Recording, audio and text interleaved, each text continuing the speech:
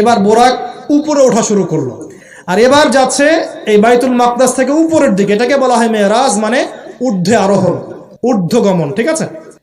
নবী সাল্লাল্লাহু আলাইহি ওয়াসাল্লাম এশার নামাজ পড়েছেন। কিসের নামাজ? এশার নামাজ পড়ে কাবা ঘরের পাশে হাতিম আছে, কাবার হাতিম, হাতিমের উপর তিনি শুয়ে আছেন ডান কাত হয়ে। ডান কাতে শোয়া সুন্নত। ডান কাতে শুয়ে আছেন, তন্দ্রা ভাব, পরিপূর্ণ ঘুম আসে নাই। নবীদের কি বলেন? আল্লাহুম্মা সাল্লি আলা মুহাম্মদ,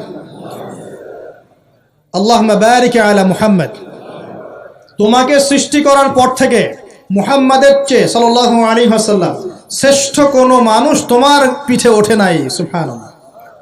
জান্নাত থেকেই বাহনটা নিয়ে আসা হয়েছে। কোত্থেকে? জান্নাত থেকে। এবার তিনি বোরাকে উঠলেন। বোরাক, ও আচ্ছা, বোরাক এই কথা শুনে কি করলো? বোরাক এই কথা শুনে ভাব তো চলে গেলই গেল, ও ঘামা শুরু করেছে, ঘামতে শুরু করেছে। অনেক সময় হয় না যে বড় কোনো ব্যক্তির সামনে গিয়ে আমরা থরথর করে কাঁপা শুরু করেছে, ও ঘামা শুরু করেছে। এবার নবী সাল্লাল্লাহু আলাইহি ওয়াসাল্লাম উঠে বসলেন, বিসমিল্লাহ। এবার চলছে। কোথার দিক, কোন উদ্দেশ্যে চলছে? ওই যে জেরুজালেম, নাম শুনেছেন কিনা? এবার ওই দিকে ছুটলো বোরাক। কিভাবে ছুটলো? নবীজি বলছেন সাল্লাল্লাহু আলাইহি ওয়াসাল্লাম, আমাদের চোখের সীমা যতদূর পর্যন্ত যায়, বোরাকের একটা পাই ততদূর পর্যন্ত যাচ্ছে। কখনো সূর্যাস্ত দেখেন নাই? কতদূর পর্যন্ত তাকানো যায়? ওই যে সূর্য ডুবছে অতদূর পর্যন্ত বোরাকের একটা পা চলে যাচ্ছে।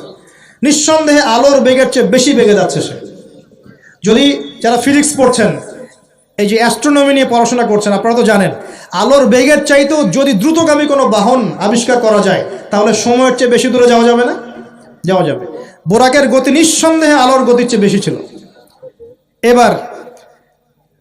এবার নবী সাল্লাল্লাহু আলাইহি ওয়াসাল্লাম বলছেন যে আমরা যখন বাইতুল মাকদাস বা ওই যে বাইতুল মাকদিস, ওই যে মসজিদুল আকসার ওখানে গেলাম, জিবরাইল আলাইহিস সালাম একটা পাথরের মধ্যে ফুটা করলেন। সেই পাথরের মধ্যে ফুটা করে বোরাকটাকে বেঁধে রাখলেন। আর এই পাথরের ফুটার মধ্যেই সমস্ত নবী রাসূল, এই পর্যন্ত যত নবী রাসূল এসেছেন, ওই ফুটার মধ্যেই তাদের বাহনকে বেঁধে রাখতেন। সুবহানাল্লাহ।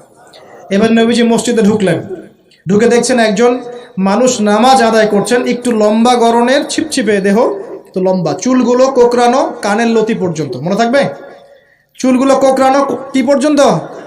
তোমাদের মতো ছেলা নয় ডান বাম, কানের লতি পর্যন্ত চুল, ছিপছিপে দেহ, লম্বা, শানুয়া গোত্রের মতো। নবীজি বলছেন অনেকটা শানুয়া গোত্রের মানুষের মতো। শানুয়া গোত্র কারা একটু দেখে নিবা অনলাইনে। এখন নবী সাল্লাল্লাহু আলাইহি ওয়াসাল্লাম জিজ্ঞাসা করছেন উনি কে? জিবরাইল আলাইহিস সালাম বলছেন উনি হচ্ছেন নবী মূসা আলাইহিস সালাম। আল্লাহ বা কিভাবে এটা করলেন আল্লাহ ভালো জানেন, এটা আমরা ব্যাখ্যা করতে পারবো না। নবী মূসা আলাইহিস সালাম নামাজ পড়ছেন। আরেকজনকে দেখলেন, তার গড়ন কিছুটা মাঝারি ধরনের, চুলগুলো হচ্ছে সিল্কি, মানে স্ট্রেট চুল, লম্বা এবং সোনালি রঙের। কি রঙের? সোনালি। এবং গায়ের কালারটা হচ্ছে সাদা এবং লালের মিশ্রণে গঠিত। নবীজি জিজ্ঞাসা করলেন উনি কে? তাকে বলা হচ্ছে উনি হচ্ছেন নবী ঈসা আলাইহিস সালাম। এবার নবী সাল্লাল্লাহু আলাইহি ওয়াসাল্লাম সমস্ত আম্বিয়া কেরামের সামনে চলে গেলেন এবং সমস্ত নবীদেরকে নিয়ে 2 রাকাত নামাজ পড়লেন। সুবহানাল্লাহ। নবীদের ইমাম কে? আমাদের নবী কাদের ইমাম? নবীদের ইমাম।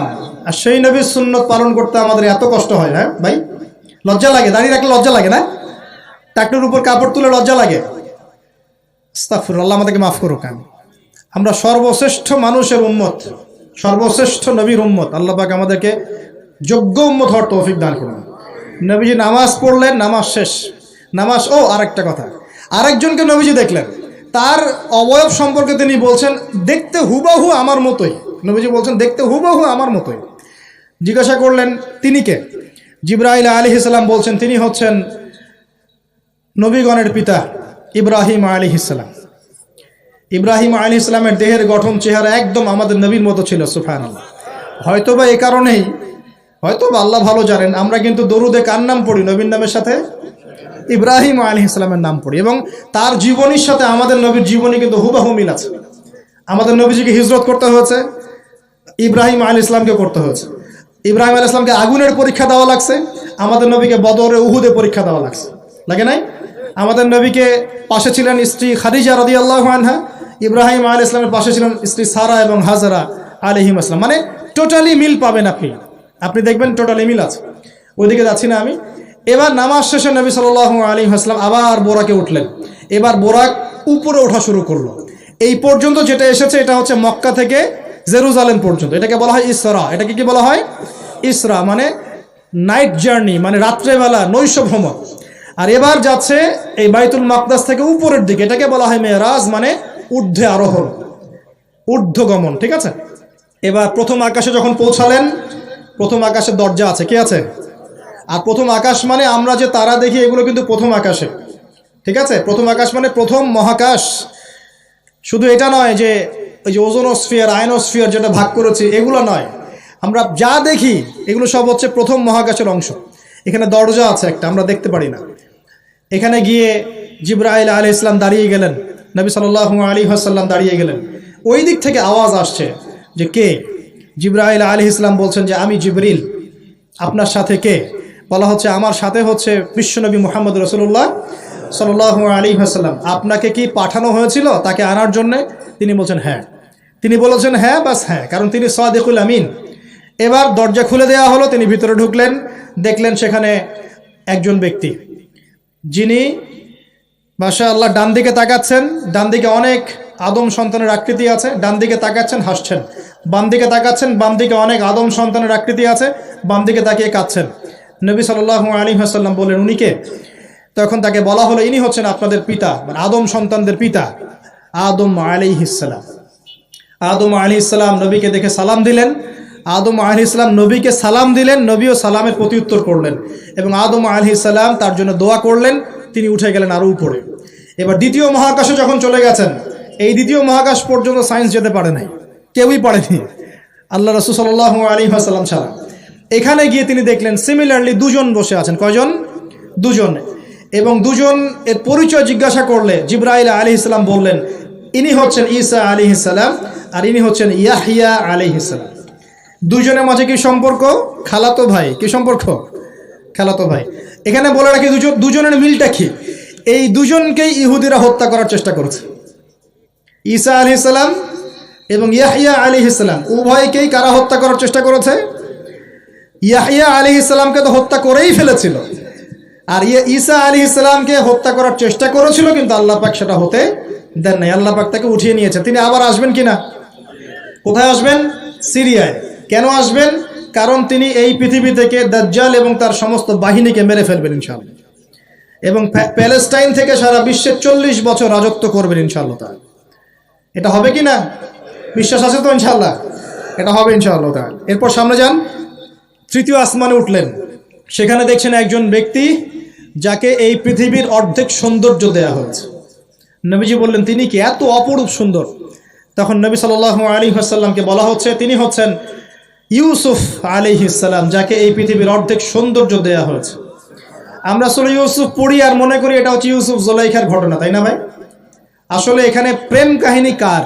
এখানে প্রেম কাহিনী হচ্ছে ইউসুফ আলাইহিস সালাম এবং তার বাবার। ভালো করে পড়ে দেখবেন, এখানে বাবা এবং ছেলের মহব্বতের কাহিনী বর্ণিত হয়েছে। আর ইউসুফ আলাইহিস সালামের বাহ্যিক সৌন্দর্য নিয়ে আমরা কথা বলি, তার বাহ্যিক সৌন্দর্যের চাইতে তার চরিত্রের সৌন্দর্য ছিল 1000 গুণ বেশি। জেনার অপবাদ দিয়েছে তাকে মানুষ, তিনি নির্দোষ হয়েও বিনা অপরাধে 12 বছর জেল খেটেছেন, তারপরেও তিনি অন্যায় পথে পা বাড়ান নাই, বাড়িয়েছেন। আল্লাহ পাক আমাদেরকে এগুলো বোঝার তৌফিক দান করুন। আরো উপরে উঠলেন, চতুর্থ আসমানে উঠে দেখছেন এখানে আরেকজন একইভাবে আছেন, তার নাম হচ্ছে কি বলেন? ইদ্রিস আলাইহিস সালাম। কি নাম? ইদ্রিস আলাইহিস সালাম। তিনি চতুর্থ আসমানে অপেক্ষা করেন। একইভাবে সবার সাথে কথাবার্তা হলো, সালাম বিনিময় করা হলো, মোবারকের দোয়া করলেন, তিনি আবার উঠে গেলেন।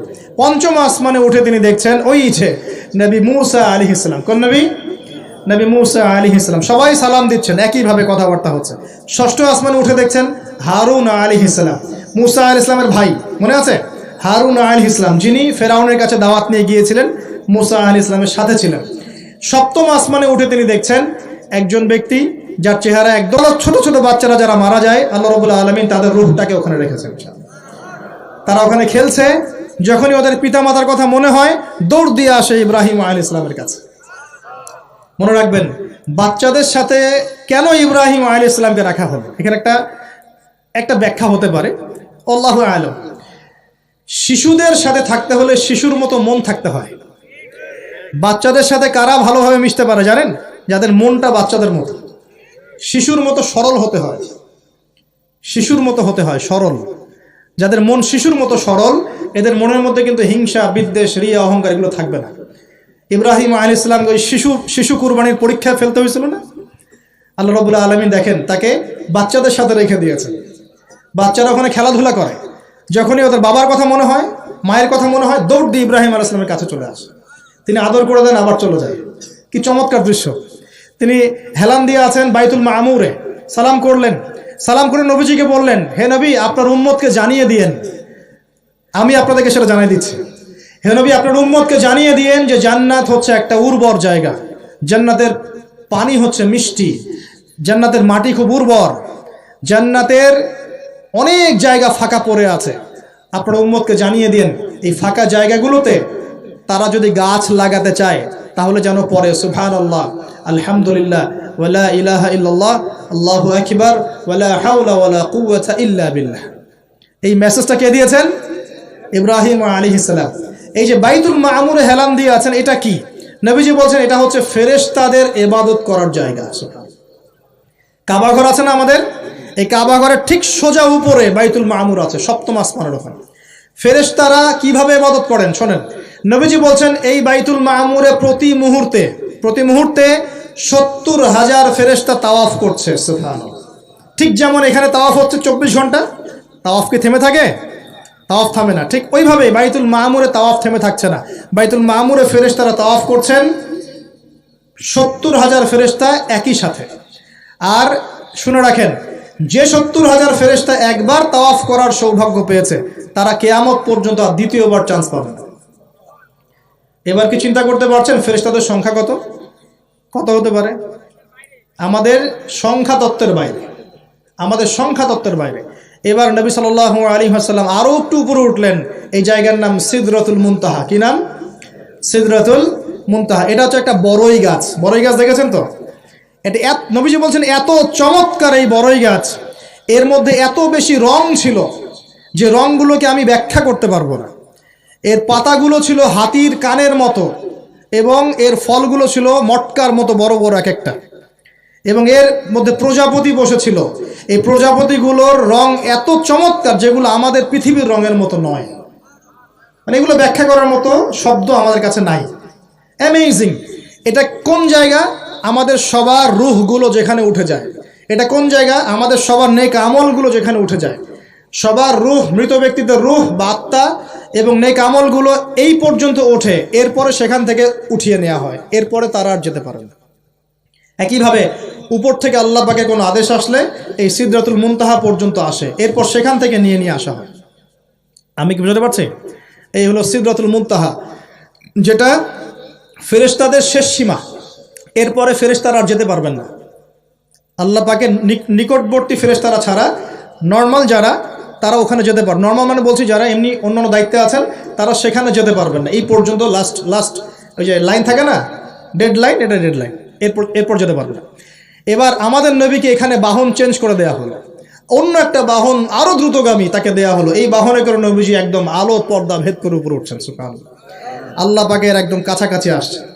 কাছাকাছি আসার পর তিনি বলছেন, আমি তখন শুনতে পেলাম যে আল্লাহ পাকের নিকটস্থ ফেরেশতা যারা আল্লাহর আদেশ লিখে রাখেন, তারা কলম দিয়ে লিখছে আল্লাহর আদেশ। এই কলমের লিখার খসখস শব্দ আমি শুনতে পেলাম। সুবহানাল্লাহ, আল্লাহু আকবার।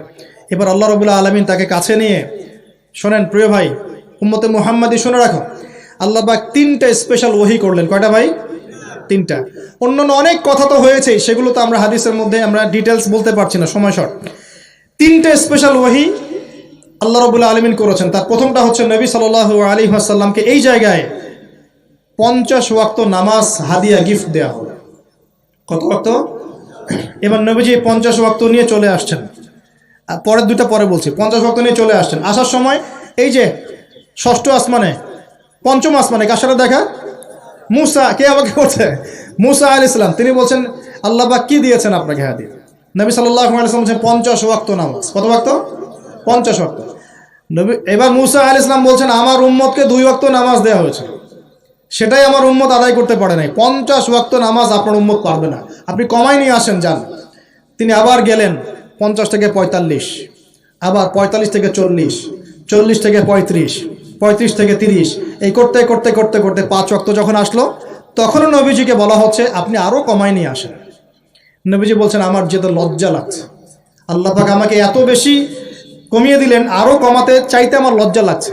দেখেন মুসা আলাইহিস সালাম বলেছিলেন আমার উম্মতকে 2 ওয়াক্ত নামাজ দেওয়া হয়েছিল, আদায় করতে পারে নাই। উম্মতে মুহাম্মাদের মধ্যে এমন মানুষ নাই 2 ওয়াক্ত 1 ওয়াক্ত নামাজও পড়তে পারে না। নবীদের এটা হিকমা, দূরদর্শিতা। এবার নবী সাল্লাল্লাহু আলাইহি ওয়াসাল্লাম আল্লাহর কাছে গিয়ে আরজি পেশ করছেন। আল্লাহ রাব্বুল আলামিন বলছেন 5 ওয়াক্ত নামাজ আমি দিলাম, কিন্তু 5 ওয়াক্ত যদি তোমার উম্মত আদায় করে 50 ওয়াক্তের নেকি দেওয়া হবে ইনশাআল্লাহ।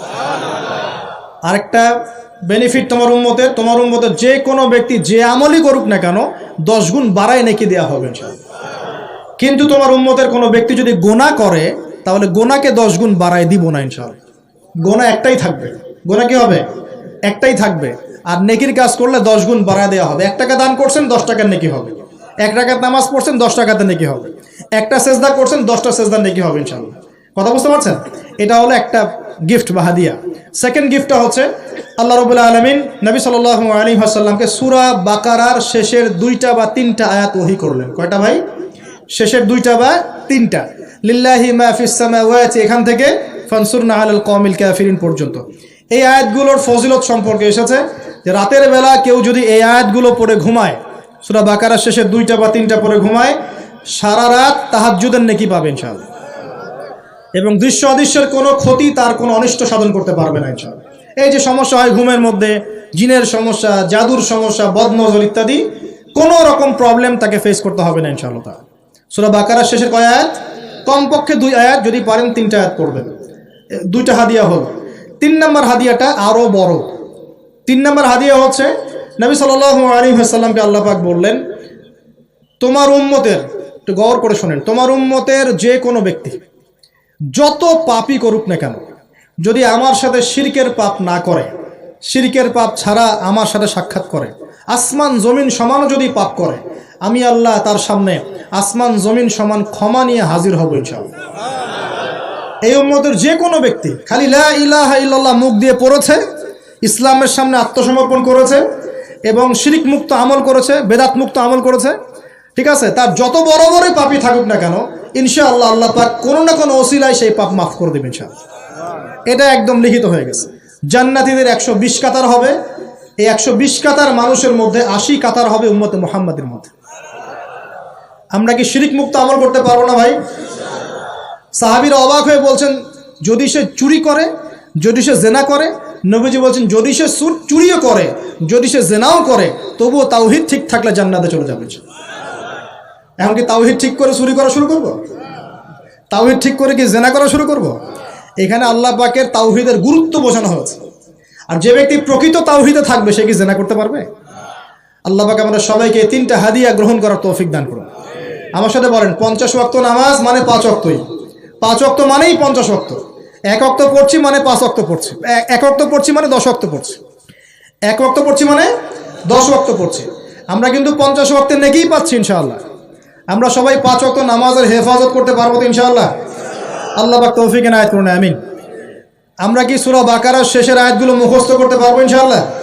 প্রত্যেক রাতে আমল করবো তো ইনশাআল্লাহ? আর শিরক মুক্ত আমল করার চেষ্টা করবো ইনশাআল্লাহ। একটা বই পড়বেন কিতাবুত তাওহীদ, শিরক সম্পর্কে জানতে পারবেন ইনশাআল্লাহ। আল্লাহ পাক তৌফিক দান করুন। এবার নবীজি আসছেন, একটু শেষের দিকে মনোযোগ দেন, মনোযোগ হারান না, আর কিছু কথা বাকি আছে। নবীজি এবার আসছেন, আসার সময় তাকে জান্নাত জাহান্নাম দেখানো হয়েছে। কি দেখানো হয়েছে? জান্নাত এবং জাহান্নাম। নবীজি বলছেন আমি জান্নাতকে দেখলাম। বিশৃঙ্খলা করেন না। আমি জান্নাতকে দেখলাম, জান্নাতকে দেখলাম, জান্নাতকে ঘিরে রাখা হয়েছে কষ্ট, ক্লেশ এগুলো দিয়ে।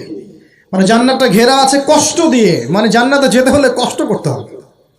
ঠিক আছে, ফজরের নামাজ উঠতে কষ্ট হয় না? সুদ ছেড়ে দেবো, এটা কষ্ট লাগতেছে না? কষ্ট হবে। আল্লাহর পথে চলতে হলে কিন্তু কষ্ট হবে। মানুষ ভালো মন্দ বলবে, অনেক সমস্যা। জান্নাতকে ঘেরা হয়েছে কষ্ট দিয়ে, আর জাহান্নামকে ঘেরা হয়েছে প্রবৃত্তির দাসত্ব দিয়ে। মন যাচাই তাই করার নাম প্রবৃত্তি। মন চাচ্ছে মদ খাইলেন, মন চাচ্ছে জেনা করলেন, মন চাচ্ছে সুদ খাইলেন, মানে মন যাচাই তা দিয়ে জাহান্নামকে ঘেরা হয়েছে। এবার নবীজি বলছেন জাহান্নামে আমি উকি মেরে দেখেছি, জাহান্নামে দেখেছি বেশিরভাগ অধিবাসী জাহান্নামের বেশিরভাগ মানুষ হচ্ছে উম্মতে মুহাম্মাদীর নারী জাতি। বলেন নাউজুবিল্লাহ। এই নারী জাতি মানে আমার বোন, আপনার মা, আপনার স্ত্রী, আমার বোন, আমার মা, আমার স্ত্রী, আমাদেরই তো। নারী কি আমাদের বাইরে? কেন তারা জাহান্নামে যাবে? নবীজি বলছেন কয়েকটা কারণ। এক, তারা বেশি বেশি লানত এবং অভিশাপ করে। এক। দুই, তারা এমন কিছু কাপড় পরে শেষ জামানায় বাইরে ঘুরবে যে কাপড়গুলো পরেও তারা নগ্ন থাকবে। দুই, অর্থাৎ বেপরদামির কারণে। তিন, তারা বুক পিঠ চাপড়ায়, প্রলাপ বিলাপ করে, এটা একটা কারণ। চার, তারা স্বামীর সাথে কখনো কখনো কুফরি করে। কেমন? স্বামী সারা জীবন যদি তাদের ভরণ পোষণ ভালোবাসা দিয়ে যায়, কোনো একদিন যদি কোনো সমস্যা সৃষ্টি হয়, বলবে যে সারা জীবন তোমার কাছে কিছুই পাইলাম না। এই সব কিছুর ঊর্ধ্বে একটা কারণ আছে। এই সব কিছুর ঊর্ধ্বে একটা কারণ আছে, সেটা হলো, শোনেন, তাদের উদ্ধত মস্তকটা আল্লাহ পাকের বিধানের সামনে সহজে অবনত হতে পারে না, চায় না। এগুলো কিন্তু সব মেয়েদের জন্য নয়, উম্মতে মুহাম্মাদির একটা অংশের মেয়েদের জন্য আল্লাহ নবী এইসব কথা বলেছেন। আবার এমনও মেয়ে আছে, শোনেন, এমনও মেয়ে আছে যারা ইমান আমল টিকে রাখার জন্য না খেয়ে থাকতেও রাজি আছে। এমনও মেয়ে আছে, এমনও বহু দিনী মেয়ে আছে আমাদের সমাজে যারা ইমান আমল ধরে রাখতে চায়, পরিবার তাকে রাখতে দেয় না। ফেরাউনের ঘরে থেকেও একজন মেয়ে জান্নাতে গিয়েছে কি না? গিয়েছে। অতএব আমরাও যে দুধে দেওয়া তুলসী পাতা এমন নই, আমাদের মধ্যে বহু খারাপই আছে। কিন্তু নবীজি এখানে স্পেশালি বলেছেন যে শেষ জামানার মেয়েরা, নিসাউন কাসিয়াতুন আরিয়া, যারা কাপড় পরে নগ্ন থাকবে, মহিলাতুন মামিলাত, যারা অন্যকে আকৃষ্ট করবে, অন্যের দিকে আকৃষ্ট হবে, এরা জান্নাতে যাবে না, জান্নাতের গন্ধও পাবে না। নবীজি বলেছেন আমি জাহান্নামে দেখেছি বেশিরভাগ নারী জাতি। এখানে আমার মা, আমার বোন, আপনার মা, আপনার বোনের সতর্ক হওয়ার কি হেদায়েত আছে কি নাই? আর এই মেয়েদেরকে চালাই কি আমরা না অন্য কেউ? আমরাই তো আমাদের পরিবারকে চালাই কি না? আমরাই তো খাওয়াই পড়ে নাকি?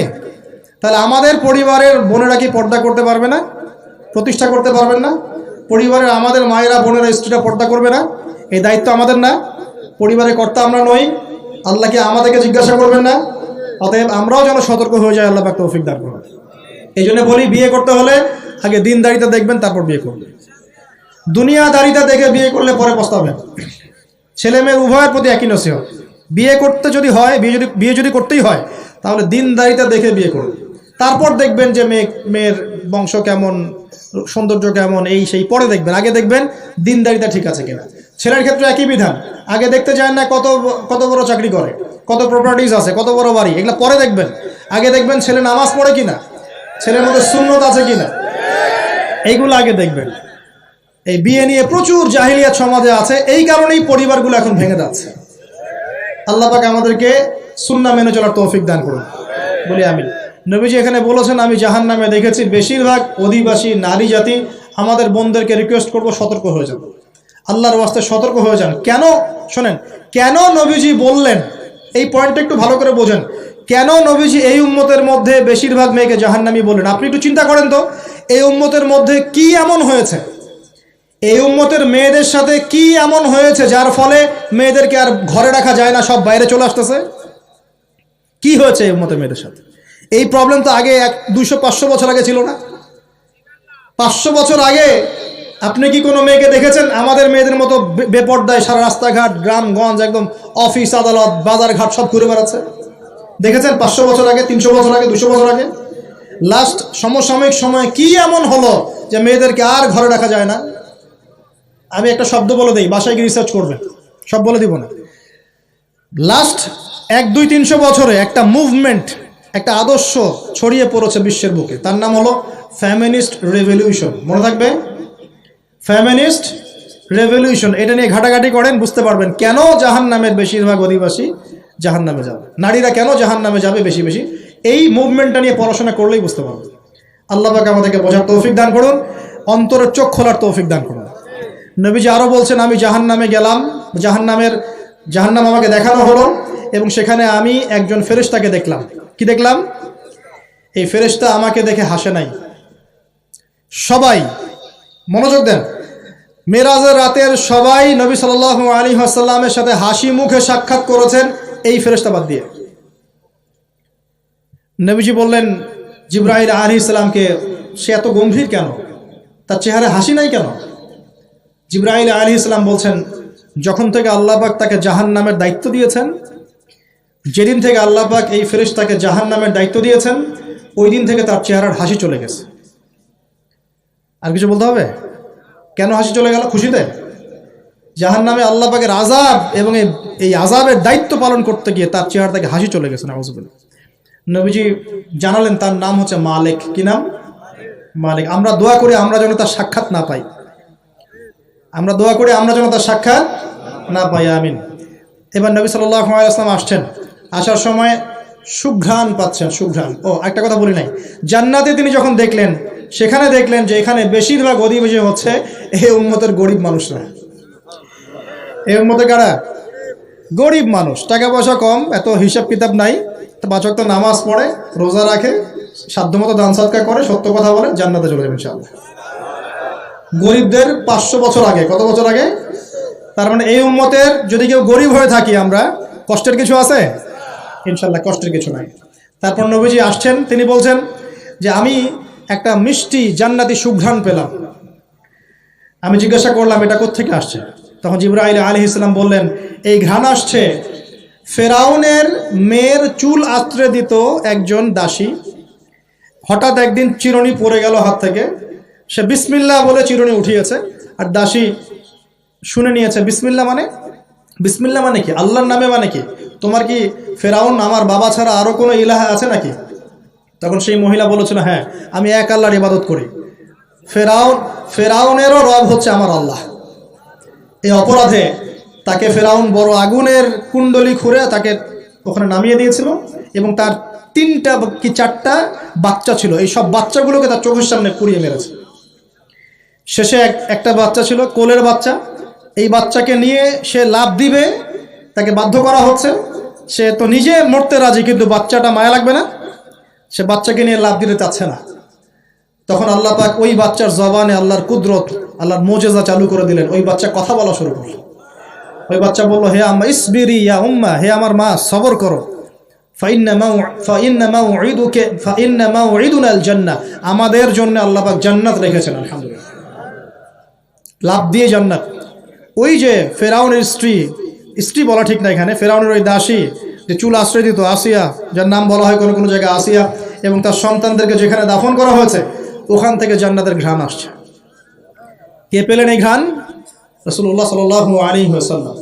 এবার তিনি চলে আসছেন, এসে কাবা ঘরের হাতিমে আবার এসে সেখানে আসলেন, এখানে বিমর্ষ মুখে বসে আছেন। কেন? মন খারাপ যে আমি যদি এই ঘটনা যদি কালকে এখন সকালে সবাইকে বলা শুরু করি, সবাই তো আমাকে এখন কি বলবে? মিথ্যাবাদী, এমনিই তো মিথ্যাবাদী বলছে, এখন এই ঘটনা আবার বিশ্বাস করবে কিনা। এখন সকালবেলা আবু জেহেল আসছে, আয়েশা বলছে যে কি নতুন কিছু ঘটনা ঘটছে নাকি, নতুন কোনো ঘটনা আছে নাকি, টিটকারি করলো আর কি। রাসূল সাল্লাল্লাহু আলাইহি ওয়াসাল্লাম বলছেন আমি গতকালকে আকসায় গিয়েছিলাম। এখন আবু জেহেল বলছে ও আচ্ছা চমৎকার, আকসায় গিয়েছিলেন, তাই নাকি, আর কি করেছো? তো যে আমি এই ঘটনা ঘটেছে আমার সাথে। তখন সবাইকে সে ঢোল পিটায় নিয়ে আসলো, আরে আসো আসো, মুহাম্মদ কি বলে শোনো, দেখো কি বলে, তো পাগল হয়ে গেছে। নাউযুবিল্লাহ।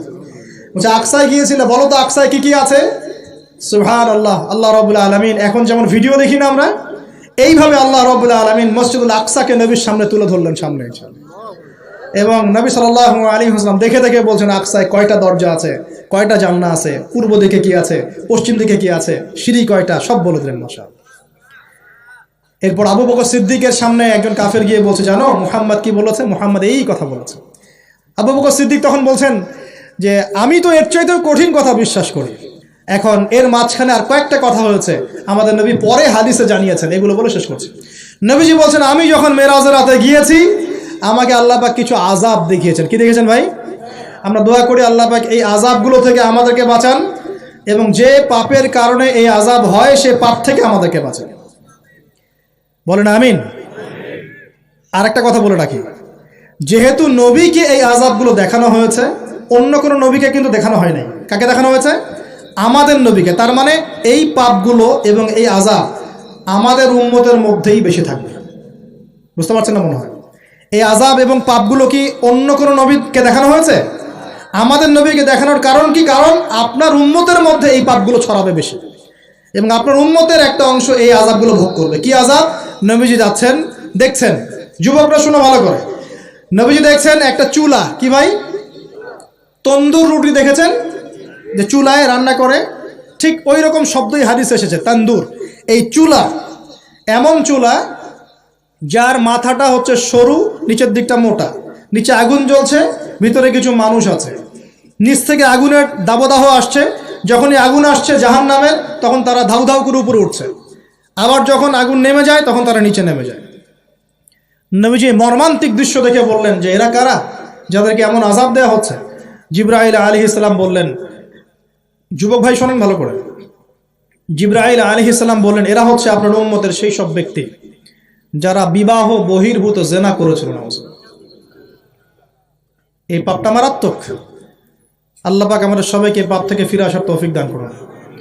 এবং এই পাপ যদি করে থাকেন হতাশ হবেন না, তওবা করে আজকেই ফিরে আসবেন। তওবা করলে আল্লাহ পাক যে কোনো পাপ মাফ করে দেবেন ইনশাআল্লাহ। যে কোনো পাপ, তওবা খাস করতে হবে, কোনোদিন এই পাপে লিপ্ত হওয়া যাবে না। এই যে গত 3-4 দিন আগে একটা দিবস চলে গেল না, লক্ষ লক্ষ কোটি কোটি যুবক যুবতী পাপ করেছে, করে নাই? আর আমরা উস্কে দিয়েছিলাম কাছে আসার গল্প, অমুক তমুক, হাবি যাবি, কত কথা। আর এদের স্লোগানগুলো এত চটকদার, খুব মজা লাগে, খুব মজা, মুখরোচক ভাবে উপস্থাপন করে। আল্লাহ পাকের কাছে আসার গল্প করা যায় না, রাসূলের কাছে আসার গল্প করা যায় না। আসলে এখনকার মিডিয়াগুলো এতটাই নির্লজ্জ হয়ে গেছে। কেন বলছি শোনেন, ইসলামের সাথে শত্রুতা তো আছেই, কোনোদিনও আল্লাহর কাছে আত্মসমর্পণ করা লাগে এমন কোনো ওয়ার্ডও বলবে না। টাইটেল দিবে ভূমিকম্পের কাছে মানুষ কত অসহায়, টাইটেল দিয়েছে একটা। প্রাকৃতিক বিপর্যয়ের সামনে মানুষ কত অসহায়, প্রকৃতির কাছে মানুষ কত অসহায়, এইসব টাইটেল দিয়ে ভিডিও দিচ্ছে। ওই যে ভূমিকম্প ইস্যুতে একটাবারও বললো না যে এই আল্লাহ পাকের কাছে, আল্লাহর শক্তির সামনে মানুষ কত অসহায়। ওই শব্দ ব্যবহার করা যাবে না। ওই শব্দ ব্যবহার করলে আপনি মৌলবাদী হয়ে যাবেন। যে প্রকৃতিটা কি? প্রকৃতি কে? প্রকৃতি কাকে বলে? কত প্রকার? প্রকৃতির স্রষ্টা কে? প্রকৃতি কে নিয়ন্ত্রণ করছে? ভূমিকম্পের কোনো ক্ষমতা আছে না? ভূমিকম্প যে দেয় তার ক্ষমতা আছে। এই সাগরের কোনো ক্ষমতা আছে? সাগরে যে জলোচ্ছ্বাস দেয় তার ক্ষমতা আছে। এই মাটিটাকে স্থির কে রেখেছে? এখন আমরা তো এখনো মহাবিশ্বে ঘুরছি না? এই যে ওয়াজ করছি যখন আমরা, এখনো পৃথিবীটা ঘুরছে। আমরা কি বুঝতে পারছি কে পৃথিবীকে স্থির রাখলো? কেউ বলবে না যে আল্লাহর আযাবের সামনে মানুষ কত অসহায়। হ্যাঁ, বলবে প্রকৃতির সামনে মানুষ কত অসহায়, ভূমিকম্পের সামনে মানুষ কত অসহায়। মানে এমন এমন চটকদার কিছু শব্দ দিবে, এই শব্দগুলো আপনাকে চিনিয়ে দিবে যে কারা আল্লাহর বাহিনী, কারা আল্লাহর দুশমনের বাহিনীর মধ্যে আছে। তো এখানে যুবকদেরকে উৎসাহিত করা হয়েছে না জেনার জন্যে। আর নবী সাল্লাল্লাহু আলাইহি ওয়াসাল্লামকে কেন দেখানো হলো? কারণ তার উম্মতের মধ্যে জেনার পাপ ছড়িয়ে পড়বে বেশি। কিসের মধ্যে? চুলার মধ্যে শাস্তি দেওয়া হচ্ছে, চুলায় শাস্তি দেওয়া হচ্ছে। নবীজি বলছেন তাদের ভিতর থেকে এত দুর্গন্ধ বের হচ্ছিল যেন মনে হচ্ছিল যে কোনো পাবলিক টয়লেটের পাশ দিয়ে আমরা যাচ্ছিলাম। প্রিয় ভাই, আল্লাহর ওয়াস্তে জেনার ধার কাছেও যায় না। আল্লাহ পাক বলেছেন ওয়ালা তাকরাবু জিনা, জেনার কাছেও যেও না। তো 1 নাম্বার শাস্তি কি রেখেছেন নবী সাল্লাল্লাহু আলাইহি ওয়াসাল্লাম? কিসের শাস্তি? তন্দুর চুলার মধ্যে আগুনের শাস্তি। কিসের পাপের কারণে? বলেন, জেনা। এই উম্মতে মুহাম্মাদের মধ্যে জেনা ছড়িয়ে পড়েছে কিনা? এখন আমরা কি এই স্রোতে গা ভাসাবো না দূরে থাকবো? আমরা হালাল উপার্জনের সোর্স তৈরি করব, করে হালাল বিয়ে করবো ইনশাআল্লাহ। হালাল উপার্জনের মাধ্যম তৈরি করবেন, করে বিয়ে করবেন ইনশাআল্লাহ। বিয়ের আগে কোনো পীড়িত নাই, সব পীড়িত বিয়ের পর ইনশাআল্লাহ পারা যাবে ইনশাআল্লাহ। আর সব আগে ভাগে খেয়ে শেষ করে ফেললে পরে খাবেন কি? তাই না বিষয়টা? আচ্ছা, এবার সামনে যাই। নবী সাল্লাল্লাহু আলাইহি ওয়াসাল্লাম সামনে গেলেন, গিয়ে দেখলেন, এবার দেখলেন কিছু মানুষ বসে আছে, সামনে আছে টাটকা তরতাজা গোশত, একদম ধোঁয়া উঠতেছে, একদম মনে করেন ওই কালা ভুনার মতো। আর পাশে রাখা আছে পচা, নোংরা, আবর্জনাময় গোশত। এই মানুষগুলো ভালো গোশত খাচ্ছে না, এই মানুষগুলো পচা গোশতগুলোই খাচ্ছে, দুর্গন্ধযুক্ত। নবীজি বললেন এরা কারা? নবী সাল্লাল্লাহু আলাইহি ওয়াসাল্লামকে বলা হচ্ছে এরা আপনার উম্মতের সেই সব ব্যক্তি যারা বিবাহিত, ভালো করে শোনেন, এরা আপনার উম্মতের সেই সব ব্যক্তি যারা বিবাহ বহির্ভূত সম্পর্ক করেছে। মানে বিয়ে করার পরেও, বাসায় স্ত্রী থাকার পরেও বাইরে জেনা করেছে, বাসায় স্বামী থাকার পরেও বাইরে জেনা করেছে। এখন আমাকে বলেন তো, উম্মতে মুহাম্মাদের মধ্যে সমকালীন সময় এই ফিতনাটা ছড়িয়ে পড়ে নাই? পরকীয়া ছড়িয়ে পড়ে নাই? এটা হলো পরকীয়ার স্পেশাল শাস্তি। কারণ পবিত্র হালাল ফ্রেশ জিনিস ওদের ঘরে ছিল, খাইতে ভালো লাগে না, ওদের নোংরা পচা জিনিস খেতে ভালো লেগেছে। আল্লাহ পাক কিয়ামতের মাঠেও ওই এবং বারজাখের জীবনেও ওই একই শাস্তি দিবেন ইনশাআল্লাহ। আর এখন তো মিডিয়ার মধ্য দিয়ে এই যে বিভিন্ন সিরিয়ালস, নাটক, হাবি জাবি, এগুলোর মধ্য দিয়ে এটাকে উস্কে দেওয়া হচ্ছে, এটাকে অ্যাভেলেবেল করে ফেলা হয়েছে। আর যারা বড় বড় শহরে থাকে এগুলো তো ফিতনা আরও বেশি। আল্লাহ পাক আমাদের মা বোনদেরকে বোঝার তৌফিক দান করুন, আর আমাদের ভাইদেরকেও বোঝার তৌফিক দান করুন। আমাদের সবাইকে আল্লাহ পাক পরকীয়ার মতো নোংরা পাপ থেকে হেফাজত করুন, বিবাহ বহির্ভূত সম্পর্ক থেকে হেফাজত করুন। আরও সামনে যান, নবীজি দেখলেন এবার একটা রক্তের নদী। কিসের নদী ভাই? প্রশ্ন করব কেন রক্তের নদী, উত্তর দিতে হবে। ওই রক্তের নদীতে আল্লাহ পাক কিছু মানুষকে রেখেছেন, ফেরেশতারা পাথর দিয়ে তাদের মাথা ফাটিয়ে দিচ্ছে, পাথর ছিটকে অন্য জায়গায় চলে যাচ্ছে, পাথর নিয়ে আসার মুহূর্তের মধ্যেই মাথা আবার জোড়া লেগে যাচ্ছে, আবার পাথর দিয়ে মাথা ফাটিয়ে দেওয়া হচ্ছে, আবার পাথর ছিটকে চলে যাচ্ছে। নবীজি জিজ্ঞাসা করলেন এরা কারা যাদেরকে শাস্তি দেওয়া হচ্ছে? নবী সাল্লাল্লাহু আলাইহি ওয়াসাল্লামকে জিবরাইল আলাইহিস সালাম বললেন এরা আপনার উম্মতের সেই সব ব্যক্তি যারা সুদখোর ছিল। কি ছিল? এখন বলেন রক্তের নদী কেন? বলেন, উত্তর দেন দেখি, কে বলতে পারবেন? বিসমিল্লাহ।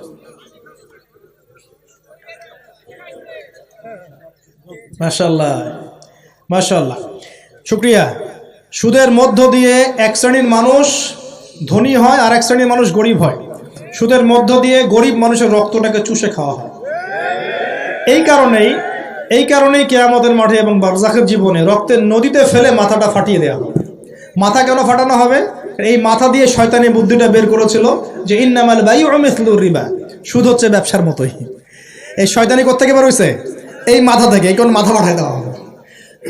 আল্লাহ পাকের শাস্তি খুব নিপুণ। আমি একটু চিন্তা করার চেষ্টা করেছিলাম আজকে কেন এই শাস্তিগুলো এইভাবে আসবে।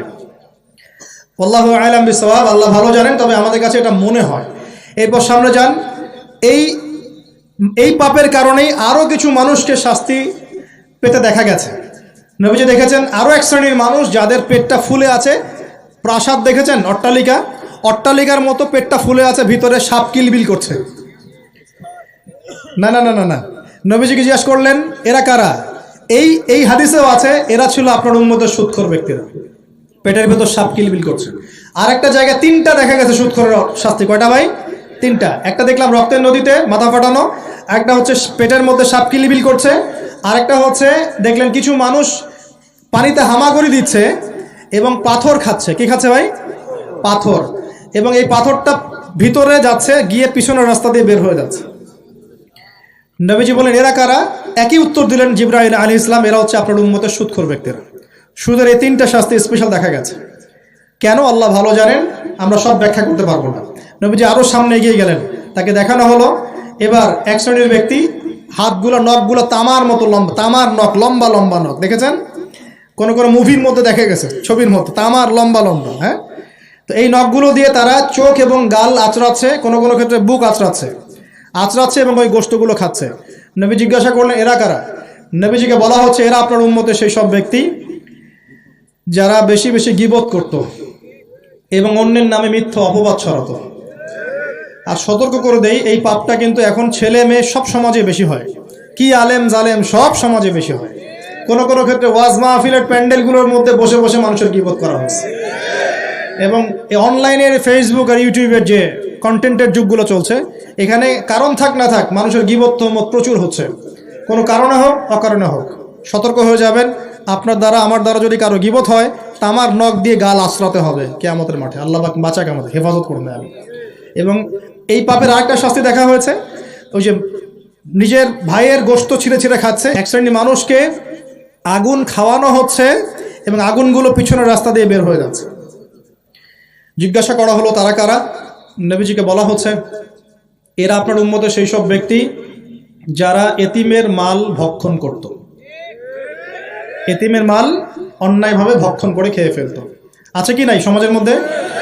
নবীজি আরও সামনে গেলেন, দেখলেন এক শ্রেণীর মানুষ কাঁধে অনেক বোঝাগুলো হালকা করার বদৌলতে উল্টা তারা বোঝা হালকা না করে আরও কিছু বোঝা ঘাড়ে নিচ্ছে। লাকড়ির বোঝা ঘাড়ে নিয়ে পথ চলার চেষ্টা করছে, কিন্তু পথ চলতে পারছে না। নবীজি বলেন এরা তো অদ্ভুত, এরা তো চাইলে বোঝা হালকা করে চলতে পারত, বোঝা আরও নিয়ে চলছে কেন? নবীজিকে বলা হচ্ছে এরা আপনার উম্মতের সেই সব ব্যক্তি যারা দায়িত্ব যতটুকু নিয়েছিল অতটুকু তো পালন করতে পারতোই না, আরো দায়িত্ব চেয়ে নিত মানুষের কাছে। দায়িত্ব চেয়ে নেওয়ার সংস্কৃতি চলছে না এখন? যোগ্যতা থাক আর না থাক, মানুষ দায়িত্ব চাচ্ছে না। দায়িত্ব না দিলে লাভ করে। যোগ্যতা থাক না থাক, মানুষকে দায়িত্ব চেয়ে নিচ্ছে কিনা? দায়িত্ব নেওয়াটা বড় কথা নয়, পালন করাটা বড় কথা। না করতে পারলে এই শাস্তি ভোগ করতে হবে। আল্লাহ পাক আমাদের সবাইকে হেফাজত করুন, আমিন। এবার সামনে গেলেন, দেখলেন এবার তো মুশকিল। সামনে গিয়ে দেখলেন এক শ্রেণীর মানুষ, কয়েকটা মানুষ না, এক শ্রেণীর মানুষ যাদের জিহ্বাগুলোকে, ঠোঁট আর জিহ্বাগুলোকে আগুনের কেচি দিয়ে কেটে ফেলা হচ্ছে। নবীজি বললেন এরা কারা? রাসূল সাল্লাল্লাহু আলাইহি ওয়াসাল্লামকে বলা হচ্ছে এরা আপনার উম্মতের সেই সব ব্যক্তি যারা ছিল ওয়াইজ বক্তা, আলেম, ওয়াইজ বক্তা, যারা মানুষের সামনে দ্বীনের কথা বলতো কিন্তু নিজেরাই সেই দ্বীনের প্রতি আমল করত। আল্লাহ রাব্বুল আলামিন আমাকে এবং আপনাদের সবাইকে এই মর্মান্তিক শাস্তি থেকে বাঁচান। যা বলবো তার উপর আমল করার তৌফিক দান করুন, যা জানবো তার উপর আমল করার তৌফিক দান করুন।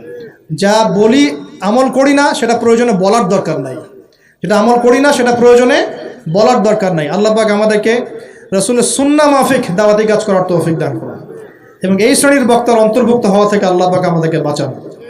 এইভাবে তিনি আরো বেশ কিছু শাস্তি দেখলেন, তারপর তাকে ফিরিয়ে আনা হলো। এই মেরাজের ঘটনা এভাবে শেষ হলো।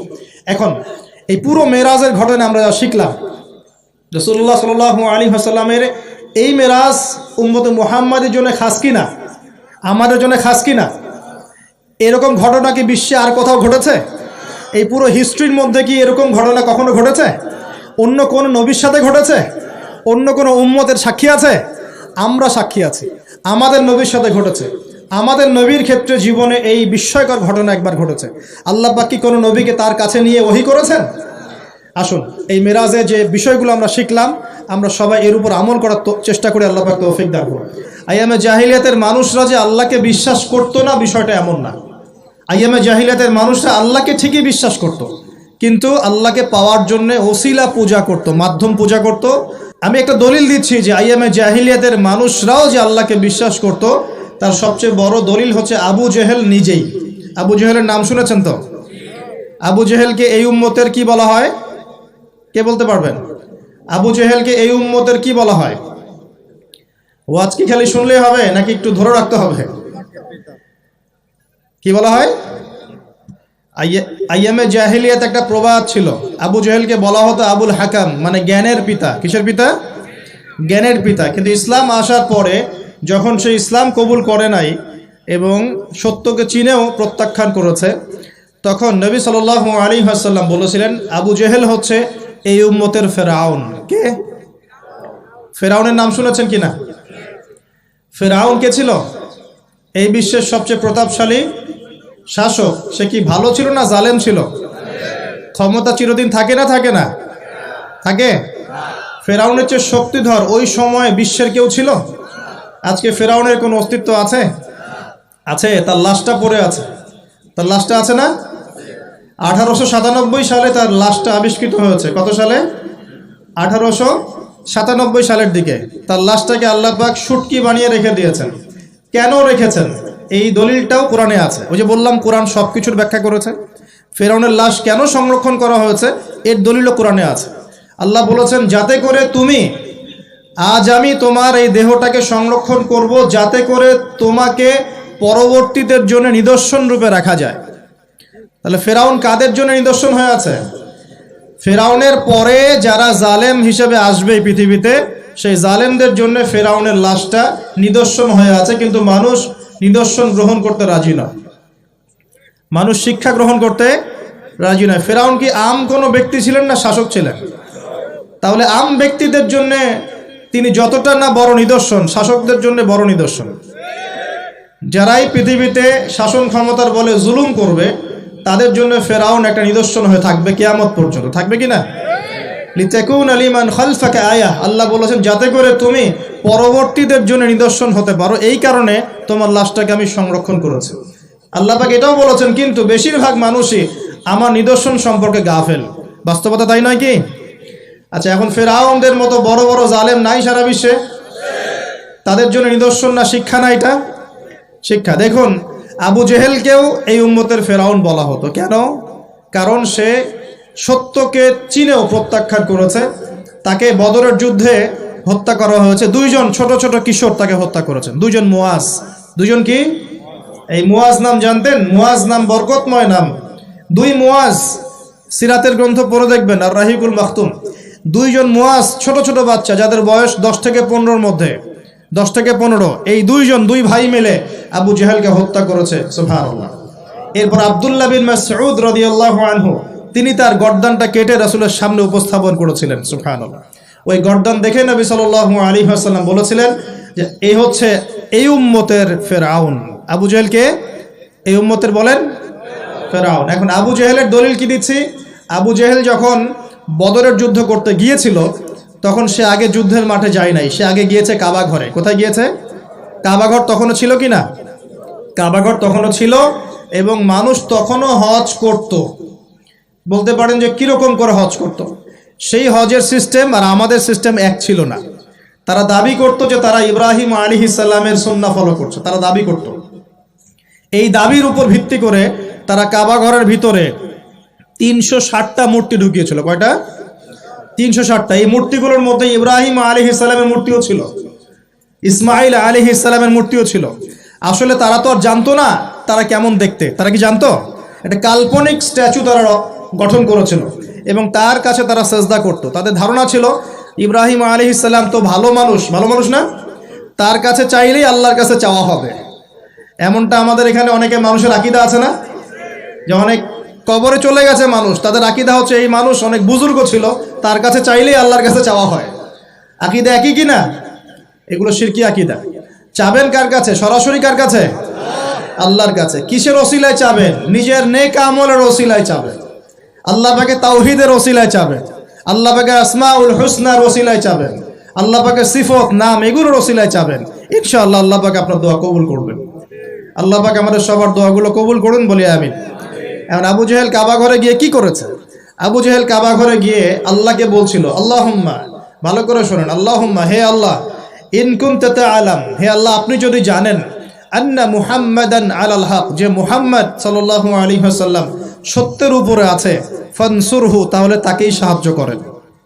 কে দোয়া করছে এটা? কে দোয়া করছে? আচ্ছা, আবার বলছে, আল্লাহুম্মা, হে আল্লাহ, ইন কুনতা তাআলাম, আপনি যদি জানেন, আন্না নাহনুল কুরাইশ আলাল হক, আমরা কুরাইশরা সত্যের উপরে আছি, ফানসুরনা, তাহলে আমাদেরকে সাহায্য করেন। কে দোয়া করছে? এখন বলেন তো, আবু জেহেল আল্লাহ বিশ্বাস করে কিনা? আল্লাহ বলে যে একজন আছে, আবু জেহেল বিশ্বাস করে কিনা? তারপরে কেন সে মুশরিক হলো? কেন উম্মতের ফেরাউন হলো? কি কারণ? কারণ আল্লাহকে বিশ্বাস করা যথেষ্ট নয় যতক্ষণ না আপনি আল্লাহর বিধানের আনুগত্য করছেন। কথা কি বুঝতে পারছেন? আল্লাহর বিধানের আনুগত্য করার পরে আমি মুসলিম হচ্ছি। আল্লাহ পাকের বিধানের সামনে আত্মসমর্পণ করার মধ্য দিয়ে আমি কি হচ্ছি? মুসলিম হচ্ছি। যারা হিন্দু ভাই, তারা কি বিশ্বাস করে না একজন ঈশ্বর আছেন? জিজ্ঞাসা করে দেখেন, বিশ্বাস করে না? অবশ্যই বিশ্বাস করে। যারা বলছে যে 3 খোদা, আল্লাহ, নাউজুবিল্লাহ, ঈসা আলাইহিস সালাম আর রুহুল কুদুস, যারা 3 খোদায় বিশ্বাস করে, এমন মানুষ আছে না পৃথিবীতে? তাদের সংখ্যা কিন্তু কোটি কোটি, প্রায় 200-300 কোটি মানুষ এগুলো বিশ্বাস করে। তো ওরা কি আল্লাহ বিশ্বাস করে না? করে কি না? ওরা কি বিশ্বাস করে না যে একজন আল্লাহ বলে একজন আছে? যারা বুদ্ধিস্ট, তারা কি বিশ্বাস করে না যে আল্লাহ বলে একজন আছে? যারা ইহুদি, তারা কি বিশ্বাস করে না যে আল্লাহ বলে একজন আছে? তাহলে আল্লাহ বলে একজন আছে, উপরওয়ালা একজন আছে, এই বিশ্বাস যথেষ্ট নয় যতক্ষণ না আপনি সেই আল্লাহর বিধানের সামনে আত্মসমর্পণ করছেন। আর আত্মসমর্পণ মানে কি? কিছু অংশ মানবো, কিছু অংশ মানবো না। আত্মসমর্পণ মানে কি? যে কিছু অংশকে মানবো, বাকি অংশ ছেড়ে দিব। যেটুকু মানলে আমার সুবিধা হয় ওইটুকু মানবো, যেগুলো মানলে আমার সুবিধা হয় না এগুলো ছেড়ে দিব। তা আত্মসমর্পণ মানে কি?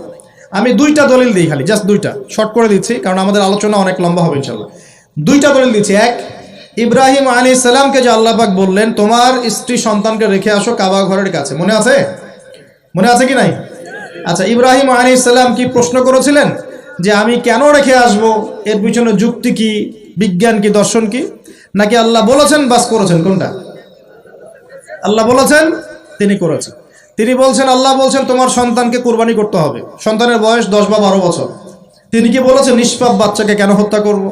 এর পিছনে যুক্তি কি, এর পিছনে বিজ্ঞান কি, এর পিছনে দর্শন কি? আল্লাহ কাজটা তো ভালো মনে হচ্ছে না, এরকম কোনো প্রশ্ন করেছেন?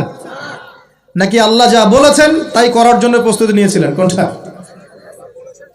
এই কারণে ইব্রাহিম আলাইহিস সালামকে আল্লাহ পাক বলছেন আমার খলিল, আমার বন্ধু। ইয ক্বালা লাহু রাব্বুহু আসলিম, যখনই তার রব তাকে বলেছে আসলিম, আত্মসমর্পণ করো, ক্বালা আসলামতু লিরাব্বিল আলামিন, ইব্রাহিম বলেছে আমি আমার রবের সামনে আত্মসমর্পণ করলাম। সুবহানাল্লাহ। এই হলো মুসলিম। আর ইব্রাহিম আলাইহিস সালাম তোমাদের পিতা, মুসলিম জাতির পিতা। হুয়া সাম্মাকুমুল মুসলিমিন, যিনি তোমাদের নামকরণ করেছেন মুসলিম। মা কানা ইব্রাহিম ইয়াহুদিয়্যা ওয়ালা নাসরানিয়্যা, ইব্রাহিম একজন ইহুদিও ছিল না, নাসারাও ছিল না। ওয়ালাকিন কানা হানিফাম মুসলিমা, তিনি ছিলেন একজন হানিফ, একনিষ্ঠ মুসলিম।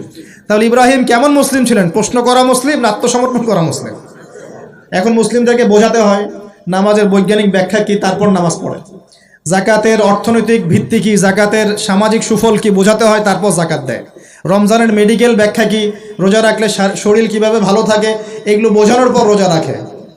বোঝাতে হয় যে আল্লাহ পাকের বিধান যেগুলো আছে, যেমন চোরের হাত কেটে ফেলা, হ্যাঁ, ধর্ষকের শাস্তি দেওয়া, মৃত্যুদণ্ড দেওয়া প্রকাশ্যে, এগুলো বোঝাতে হয় যে এগুলোর সামাজিক পলিটিক্যাল ভিত্তি আছে, এগুলো দিলে সোশ্যালি শান্তি কায়েম হয়। বোঝানোর পরেও তারা মানতে চায় না। ইব্রাহিম আলাইহিস সালাম আল্লাহর আদেশ আসার সাথে সাথেই আত্মসমর্পণ করতেন। এই হলো মুসলিম। তাহলে ইসলাম কাকে বলে? আত্মসমর্পণ, নাকি কিছু অংশ মানবো আর কিছু অংশ মানবো না? এখন আমরা যে কিছু অংশ মানি কিছু অংশ মানি না, এটা দেখার জন্য আপনাকে রমজান মাস পর্যন্ত অপেক্ষা করতে হবে। কিরকম? রমজান মাসে দেখবেন যে নামাজ পড়লো মাশাআল্লাহ, তারাবির নামাজ, ব্যবসা করতে গিয়ে দেখবেন মাপে কম দিবে। তার মানে সে নামাজ ইবাদত বন্দেগীর জীবনে আল্লাহকে মানে ঠিকই, অর্থনৈতিক জীবনে আল্লাহকে মানে না। ওখানে তার কাছে মনে হচ্ছে আল্লাহ দেখছেন না, এখানে আমি যা ইচ্ছা তাই করতে পারবো। একজন পরেজগার ব্যক্তি, তাহাজ্জুদ গোজার, মাশাআল্লাহ, রাতে তাহাজ্জুদ পড়েন, দেখবেন অফিসে গিয়েছে, আদালতে, অন্যান্য জায়গায় গিয়েছে, চাকরি ক্ষেত্রে, সেখানে গিয়ে টেবিলের তল দিয়ে টাকা নেওয়া শুরু করেছে। তো তার ধারণা যে এখানে আল্লাহ তাকে দেখছে না, নামাজে আল্লাহ তাকে দেখছে। আবার আমাদের দিনই বোন অনেকে রোজা রাখে, মাশাআল্লাহ, রোজা রেখেও দেখবেন সিরিয়াল দেখছে, গীবত করছে, বেপর্দা হয়ে বাইরে ঘুরছে, করছে কি না? আবার রোজাও কিন্তু রাখছে। তার মানে তার ধারণা যে ইবাদত বন্দেগীর জীবনে আল্লাহ আমাকে, এখানে লা ইলাহা ইল্লাল্লাহ ঠিক আছে, মুহাম্মদুর রাসূলুল্লাহ ঠিক আছে, কিন্তু শরঈ পর্দার ক্ষেত্রে, অন্যান্য জীবনের অন্যান্য ক্ষেত্রে আমি লা ইলাহা ইল্লাল্লাহ মুহাম্মদুর রাসূলুল্লাহর পরোয়া করছি না। আমরা অনেক মানুষকে দেখেছি ব্যক্তিগতভাবেও এবং সোশ্যালিও, ইবাদত বন্দেগীর জীবনে পাক্কা মুসলমান, একদম কপালে সেজদার দাগ পড়ে গেছে, পায়ের মধ্যে সেজদার দাগ পড়ে আছে, ওই ব্যক্তি অর্থনৈতিক জীবনে গিয়ে পাক্কা সুদখোর, আছে কি নাই? এমন লোকের অভাব আছে? আমরা মোটামুটি অনেকেই এর মধ্যে ইনভলভ হয়ে যাই। আমরা একটা জিনিস বোঝাতে ব্যর্থ হচ্ছি, এবং এই মাহফিলের সিজনে এই একটা দাওয়াতই আমি দেওয়ার চেষ্টা করেছি, সেটা হলো নিজেকে এবং আপনাদেরকেও, যে ইসলাম আংশিক কোনো জীবন ব্যবস্থা নয়। ইসলামের মধ্যে প্রতিটা বিষয়ের হেদায়েত আছে। আমি মানতে পারি না পারি, আগে আমাকে আত্মসমর্পণ তো করতে হবে নাকি? আমি হয়তো মানতে পারছি না, আমি জানি এই যুগে 100% ইসলাম পালন করা এত সহজ নয়। এটা কথা বলা সহজ, কিন্তু কাজ করা এতটা সহজ নয়। যদি করতে চাই পাহাড়ে চলে যাওয়া লাগবে, পাহাড়ে গরু ছাগল চড়াইতে হবে, ওখানে একদম ফিতনামুক্ত পরিবেশে নিজের চাষবাস করে খাইতে হবে, ছাগলের দুধ ধোয়াই খাইতে হবে, ওখানে আজান দেওয়া লাগবে, একামত দেয় আজান নামাজ পড়া লাগবে, ফিতনা থেকে দূরে থাকা লাগবে, তাহলে 100% পালন করতে পারবো হয়তো। এই সমাজে, এই সামাজিক ব্যবস্থায় থেকে 100% ইসলাম পালন করা, যে বলবে সে মিথ্যা কথা বলছে। আমি যদি বলি আমি মিথ্যা কথা বলছি। 100% ইসলাম পালন করা এই যুগে এত সহজ নয়, এত সহজ নয়। কিন্তু আমি জানি সহজ নয়, কিন্তু আমরা তো নিয়াত করতে পারি নাকি, যে আল্লাহ আমি বিশ্বাস করি কোরআন এবং সুন্নাহই চূড়ান্ত, এবং এর মধ্যেই জীবনের সব কিছুর হেদায়েত আছে। আল্লাহ আমি এর সামনে আত্মসমর্পণ করলাম, তুমি আমাকে পরিপূর্ণ জীবনে ইসলাম পালনের তৌফিক দাও আল্লাহ। এই দোয়াটা করা যায় তো, এই নিয়াতটা তো করা যায়। ইন্নামাল আমালু কি, ইন্নামাল আমালু বিন্নিয়াত, কাজের ফলাফল ডিপেন্ড করে কিসের উপরে? নিয়াতের উপরে। তো নিয়াতটা করি ইনশাআল্লাহ। এখন নামাজ পড়তে পারছি, কালকে দাড়িও রাখবো ইনশাআল্লাহ। কালকে দাড়ি রেখেছি, পাক্কা মুসল্লি হয়েছি, ফরজ আদায় করছি, কালকে সুন্নত নফলও পড়বো ইনশাআল্লাহ। নামাজ ঠিক হয়ে গেছে আলহামদুলিল্লাহ, তাহাজ্জুদ পর্যন্ত পড়ছি। আমার অর্থনৈতিক জীবনে সুদও ছাড়বো ইনশাআল্লাহ, ঘুষও ত্যাগ করবো ইনশাআল্লাহ, অন্যের সম্পদ আত্মসাৎ করাও বন্ধ করবো ইনশাআল্লাহ, দুর্নীতি বন্ধ করবো ইনশাআল্লাহ। আজকে আমি মুসল্লি হয়েছি, আমার পরিবারে পর্দাও কায়েম করবো ইনশাআল্লাহ। আমার পরিবার ঠিক আছে, ইনশাআল্লাহ আমি সামাজিক দায়িত্ব পেয়েছি, আমি আমার সাধ্যমতো সমাজে ইসলাম প্রতিষ্ঠার চেষ্টা করবো। চেষ্টা তো করতে হবে, আল্লাহ পাক চেষ্টা দেখবেন। যদি চেষ্টাটাও না করি, আল্লাহর কাছে কি জবাব দিব, কি মুখ দেখাবো? আমাদের সবাইকে নবী সাল্লাল্লাহু আলাইহি ওয়াসাল্লামের সামনে মুখ দেখাতে হবে না? একবার দেখাতে হবে ইচ্ছায় হোক আর অনিচ্ছায় হোক, আর একবার দেখাতে হবে ঐচ্ছিকভাবে। বুঝাচ্ছি কিভাবে? ইচ্ছায় হোক আর অনিচ্ছায় হোক, কোথায়? কবরে। কোথায়? সবাইকে দেখানো হবে। আমি, আপনি, এভরিবডি, সবাই দেখবে আমাদের নবী মুহাম্মদ সাল্লাল্লাহু আলাইহি ওয়াসাল্লামের এই নূরানি চেহারা, সবাই দেখবে ইনশাআল্লাহ। আল্লাহ পাক প্রশ্ন করবেন, ফেরেশতাদের মাধ্যমে প্রশ্ন করাবেন, মান হাযার রাজুল বুইসা ফীকুম, এই ব্যক্তিকে যাকে তোমাদের কাছে পাঠানো হয়েছিল। পৃথিবীতে যদি আমরা রাসূলের সুন্নাহ মতো চলতে পারি বা চলার চেষ্টা করি, ইনশাআল্লাহ সেই ব্যক্তি বলতে পারবে যে তিনি হচ্ছেন রাসূলুল্লাহ সাল্লাল্লাহু আলাইহি ওয়াসাল্লাম। আমি আল্লাহর কিতাব পড়ে জেনেছিলাম যে তিনি আল্লাহর রাসূল সাল্লাল্লাহু আলাইহি ওয়াসাল্লাম। আর যারা দুনিয়াতে চেষ্টা পর্যন্ত করবে না, তারা কি উত্তর দিতে পারবে? তাই মনে হয়। আর একবার হচ্ছে ঐচ্ছিক। এটা কেমন? রাসূল সাল্লাল্লাহু আলাইহি ওয়াসাল্লাম হাউজে কাউসারের সামনে দাঁড়িয়ে থাকবেন, আকাশের তারা যত বেশি, তার চেয়ে বেশি হবে পানপাত্র, গ্লাস। তো নবী সাল্লাল্লাহু আলাইহি ওয়াসাল্লাম সবাইকে হাউজে কাউসারের পানি পান করাবেন। ওই দিন অন্য কোনো ব্র্যান্ডের পানি চলবে না, শুধু হাউজে কাউসারের পানি চলবে। মাম পানি, প্রাণ পানি, এসব পানি নাই, শুধু হাউজে কাউসারের পানি। কথা বুঝতে পারছ? কোনো ড্রিঙ্কস নাই, সফট ড্রিঙ্কস, হার্ড ড্রিঙ্কস, কোনো ড্রিঙ্কস নাই, শুধু কি হাউজে কাউসারের পানি। এই পানি ছাড়া কোনো পানি নাই। এই পানি যে খাবে, এই যে 50,000 বছরের সমান দিন, কিয়ামতের দিন, এই দিনে সে ইনশাআল্লাহ পিপাসার্ত হবে না, সে আর কোনোদিনও পিপাসার্ত হবে না ইনশাআল্লাহ। আর যে ব্যক্তি পান করতে পারবে না, তার কি অবস্থা সেটাই বুঝতেই পারছেন। সবাইকে নবীজি পান করাতে থাকবেন। হঠাৎ পর্দা পড়ে যাবে, হঠাৎ একটা পর্দা পড়ে যাবে, অদৃশ্য পর্দা। নবীজি বলবেন, ইন্নাহুম মিন্নি, এরা তো আমার উম্মত। কেন পর্দা পড়ে গেল? আল্লাহ পাক জানিয়ে দিবেন, ইয়া রাসূলুল্লাহ সাল্লাল্লাহু আলাইহি ওয়াসাল্লাম, ইয়া নবী আল্লাহ, হে আল্লাহর নবী, আপনি জানেন না, ইন্নাকা লা তাদরি, আপনি জানেন না, মা আহদাসু বা'দাকা, আপনার ইন্তেকালের পরে এরা আপনার শরীয়তের মধ্যে কত নতুন নতুন বেদাত চালু করেছে, কত নতুন নতুন আমল চালু করেছে, আকীদা চালু করেছে, এটা আপনি জানেন না। ইন্নাকা লা তাদরি মা আহদাসু বা'দাক, সহিহ বুখারীর মধ্যে হাদিসে আসছে। নবীজি তখন বলবেন, সুহকান সুহকান, দূর হও দূর হও, লিমান গায়্যারা বা'দি, যারা আমার পরে দিনকে পরিবর্তন করেছো তারা দূর হয়ে যাও। প্রিয় ভাইয়েরা, আমরা নিয়াত করতে পারি তো ইনশাআল্লাহ যে আমরা জীবনের প্রতিটা ক্ষেত্রে রাসূলের সুন্নাহ মেনে চলার চেষ্টা করবো ইনশাআল্লাহ। এবং ইসলাম মানে আত্মসমর্পণ, আল্লাহর সামনে নিজের ইচ্ছাকে সমর্পণ করে দিব ইনশাআল্লাহ। কতটুকু পারবো না পারবো সেটা পরে, আগে আত্মসমর্পণ করব, ইনশাআল্লাহ আল্লাহ পাক রাস্তা দেখাবেন ইনশাআল্লাহ। বিশ্বাস করেন, যে ব্যক্তি চাইবে আল্লাহর কাছে মন থেকে, আল্লাহ আমি নামাজ পড়ছি, মাশাআল্লাহ আমি পর্দা কায়েম করেছি, আমি কোরআন তেলাওয়াত শিখছি, দিনের ফিকির করছি, দিন প্রচারের চেষ্টা করছি, আল্লাহ আমাকে তুমি সুদও ছাড়ার তৌফিক দাও, আল্লাহ অবশ্যই তাকে তৌফিক দেবেন ইনশাআল্লাহ। যে আল্লাহর কাছে যা চাইবে আল্লাহ পাক তাকে সেটাই দিবেন ইনশাআল্লাহ। একটা প্রবাদ আছে যে মানুষকে সে কারণেই সৃষ্টি করা হয়েছে, যে উদ্দেশ্যে সে, মানে যে গন্তব্যে সে ধাবিত হবে, ওই কারণেই মানুষকে সৃষ্টি করা হয়েছে। যদি আমরা জান্নাতের দিকে ধাবিত হতে চাই, দেখবেন ওই কাজগুলোকে আল্লাহ আপনার জন্য সহজ করে দিয়েছে। এটা হবে ইনশাআল্লাহ। আপনি শুধু একবার মন থেকে আল্লাহর দিকে ফিরে আসেন, আল্লাহ আপনাকে সময় দিবে, আল্লাহ আপনাকে রিজিক দিবে, আল্লাহ আপনাকে ওস্তাদ দিবে, আল্লাহ আপনাকে বন্ধু দিবে, আল্লাহ আপনাকে পরিবেশ দিবে, আল্লাহ আপনাকে দিন শেখা সহজ করে দিবে, হালাল রিজিকের পথ করে দিবেন, নেককার স্ত্রী দিবেন, নেককার সন্তান দিবেন, আল্লাহর পথে কাজ করার ট্র্যাক দিবেন, সবই আল্লাহ ব্যবস্থা করে দিবেন ইনশাআল্লাহ। এইটা ডিপেন্ড করে কার চাওয়া কত প্রগাঢ়, এর উপর ডিপেন্ড করে। যে যত বেশি জোর খাটিয়ে আল্লাহর কাছে চাইতে পারবে, আল্লাহ পাক তাকে তত বেশি দিবে ইনশাআল্লাহ তাআলা। তবে দিবেন এটা 100% ফিক্স করে রাখেন ইনশাআল্লাহ তাআলা। আল্লাহ পাক আমাদের সবাইকে পরিপূর্ণ মুসলিম হওয়ার তৌফিক এনায়েত করুন। প্রিয় ভাইরা, যেখানে ছিলাম, আইয়ামে জাহিলিয়াতে এমন শিরক ছিল, 1 নাম্বার। 2, আইয়ামে জাহিলিয়াতে ঠিক এমনই সুদ ছিল। আমাদের সমাজে সুদ আছে না? এরকম সুদভিত্তিক অর্থনৈতিক সিস্টেম ছিল আইয়ামে জাহিলিয়াতের মধ্যে। 3 নাম্বার ছিল মাদক। আমাদের সমাজে মাদক আছে না? মাদকের ছড়াছড়ি নাই? এখনকার যুব সমাজের 3টা বড় প্রবলেম। কয়টা? 3টা। একটা হচ্ছে পর্নোগ্রাফি। একটা কি? পর্নোগ্রাফি। অলমোস্ট এভরিবডি, সবাই পর্নোগ্রাফিতে আসক্ত, অলমোস্ট এভরিবডি। 2 নাম্বার হচ্ছে মাদক। এই যে মাদকের সাথে সবাই না হলেও সমাজের একটা বড় অংশের যুব সমাজ কিন্তু আসক্ত হয়ে আছে। 3 নাম্বার হচ্ছে ফ্রি মিক্সিং, মানে নারী পুরুষের অবাধ মেলামেশা। এই সমস্যাগুলো যুব সমাজকে আজকে গ্রাস করে খাচ্ছে। এরপরে আরও কিছু প্রবলেম আছে, যেমন বেকারত্ব, হতাশা, জীবনের উদ্দেশ্য থেকে বিচ্যুত হয়ে যাওয়া, পারিবারিক চাপ, হ্যাঁ, মিউজিক, তারপরে বন্ধুদের, খারাপ বন্ধুদের পাল্লায় পড়া, সঙ্গদোষ, কিশোর গ্যাং, এরকম কিছু প্রবলেমস আছে। তবে যুবকদের সমস্ত প্রবলেমস সলভ করার জন্য আপনারা অনেক ট্র্যাক দেখাতে পারেন। আমি আমার জায়গা থেকে মাত্র 2টা সলিউশন দেবো। কয়টা ভাই? এই 2টার উপর আমল করেন। 40 দিন আমল করবেন। কয়দিন? প্রেসক্রিপশন করছি, মাত্র 40 দিন। যদি 40 দিন আমল করার পরে যুব সমাজ এখান থেকে বের না হতে পারে, তারপরে আমার সাথে যোগাযোগ করেন, আমার কথা বলেন যে ভাই আপনার কথা কাজ হয় নাই, এটা বলে দেখে না। লক্ষ লক্ষ যুবকের জীবন এভাবে চেঞ্জ হয়েছে, লক্ষ লক্ষ, একটা দুটা না। ইনশাল্লাহ আপনারটাও হবে ইনশাল্লাহ। লক্ষ লক্ষ যুবকের জীবন পরিবর্তন হয়েছে এবং এমন এমন জায়গায় গিয়ে এই কথাগুলো পড়ছে, আমিও জানি না কোথায় গিয়ে কথাগুলো পড়ছে। যেমন আজকে যে এয়ারে আসছিলাম, বাংলাদেশের একটা বড় কোম্পানির একজন এমডি আমারই হয়তো পাশে বসেছিল, আমি চিনতে পারি নাই, সে আমাকে চিনেছে।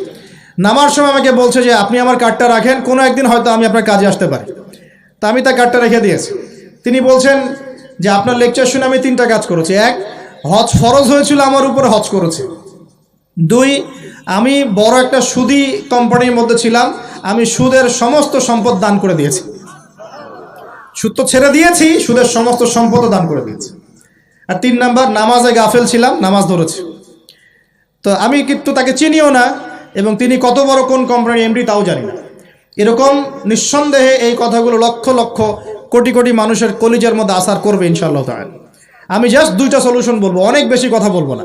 প্রিয় যুবক ভাই, আপনার সলিউশন এই বেকারত্ব, মাদক, মেয়ের প্রতি আসক্তি, হ্যাঁ, হতাশা, চাকরি না পাওয়া, এই যে ব্যাপারগুলো, পারিবারিক চাপ, হ্যাঁ, তারপরে আপনি মাঝে মাঝে হয়তো একটু এগ্রেসিভলি একটু গুন্ডাগার্দি করছেন, নাউজুবিল্লাহ, এই যে প্রবলেমসগুলো, এগুলো সলভ আপনাকে 2টো জিনিস করবে। 1, আপনি জাস্ট 5টা ওয়াক্ত নামাজ জামাতে পড়ার চেষ্টা করেন। একটা 5 ওয়াক্ত মানে 5 ওয়াক্তই, মানে আপনাকে ফজরে উঠতে হবে, এশার নামাজও পড়তে হবে। ফজরে উঠতে হলে যদি আপনাকে সারা রাত জেগে থাকতে হয় তাহলে জেগে থাকবেন, যদি আর্লি ঘুমাতে হয় তাহলে আর্লি ঘুমাবেন। 2টা সলিউশন। মানে এখন তো অনেকেই রাত চলে যায় 3টা, 3:30, 4টা পর্যন্ত জেগে থাকে, কারণ এখন তো দিন রাত হয়ে গেছে, রাত দিন হয়ে গেছে, তাই না? এটা ক্ষেত্র বিশেষে জায়েজ হতে পারে, কিন্তু সবসময় এটা করা যাবে না। যেমন রমজান মাস, দেখা যায় রাতের বেলা অনেকে ইবাদত করে না, একবারে ফজরের নামাজ পড়ে হয়তো জিকির আজকার তেলাওয়াত করে মানুষ ঘুমায়, এটা আলাদা বিষয়, কিন্তু সারা জীবন তো এই কাজটা করা যাবে না। যাবে তো আর্লি ঘুমানোর চেষ্টা করা ভালো। যদি না পারেন, যদি আপনার রাত জাগতেই হয়, তাহলে ফজরের নামাজটা পড়ে অ্যাটলিস্ট ঘুমাবেন, ঠিক আছে? 1 নাম্বার, 5 ওয়াক্ত নামাজ জামাতে। যদি জামাত না পান, বাসায় যদি জামাত না পান, তাহলে পরবর্তীতে কাউকে নিয়ে জামাত করে নেবেন। একবারই পান নাই, ঘুমিয়েছিলেন, কোনো সফরও ছিলেন বা ইত্যাদি, আপনি একা হলেও পড়ে নেবেন। 5 ওয়াক্ত নামাজ ছাড়বেন না, ওয়াদা করেন আজকে 5 ওয়াক্ত নামাজ কেউ ছাড়বেন না, ওয়াদা করেন। আল্লাহ পাক কবুল করুন, বলি আমিন। এই নামাজ, ইন্না সালাতা তানহা আনিল ফাহশাই ওয়াল মুনকার, আল্লাহ পাক নিজে বলেছেন এই নামাজ সমস্ত পাপের কাছ থেকে তোমাকে দূরে রাখবে ইনশাআল্লাহ, ইনশাআল্লাহ। আর একটা কথা মনে রাখবেন, যে নবীর শান শওকত নিয়ে আমরা আলোচনা করেছি এবং করতে যাচ্ছি। রাসূলুল্লাহ সাল্লাল্লাহু আলাইহি ওয়াসাল্লাম মুমূর্ষ অবস্থায়, একদম মুমূর্ষ অবস্থায় উম্মতের জন্য যে নসিহতগুলো করেছেন, তার মধ্যে একটা হচ্ছে আসসালাত ওয়া মা মালাকাত আইমানুকুম, নামাজের ব্যাপারে যত্নবান হয়েও এবং তোমাদের অধীনস্থদের ব্যাপারে যত্নবান হয়েও। এই 2টা কথা। শেষ ওয়ার্ড মানুষ কি বলতে পারে?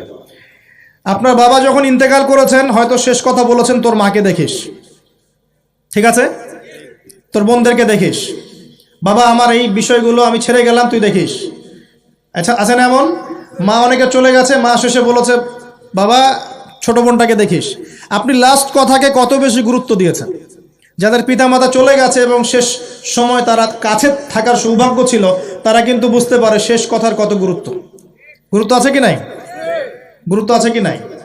শেষ কথা মানুষ সবচেয়ে কঠিনভাবে মনে রাখে কি না?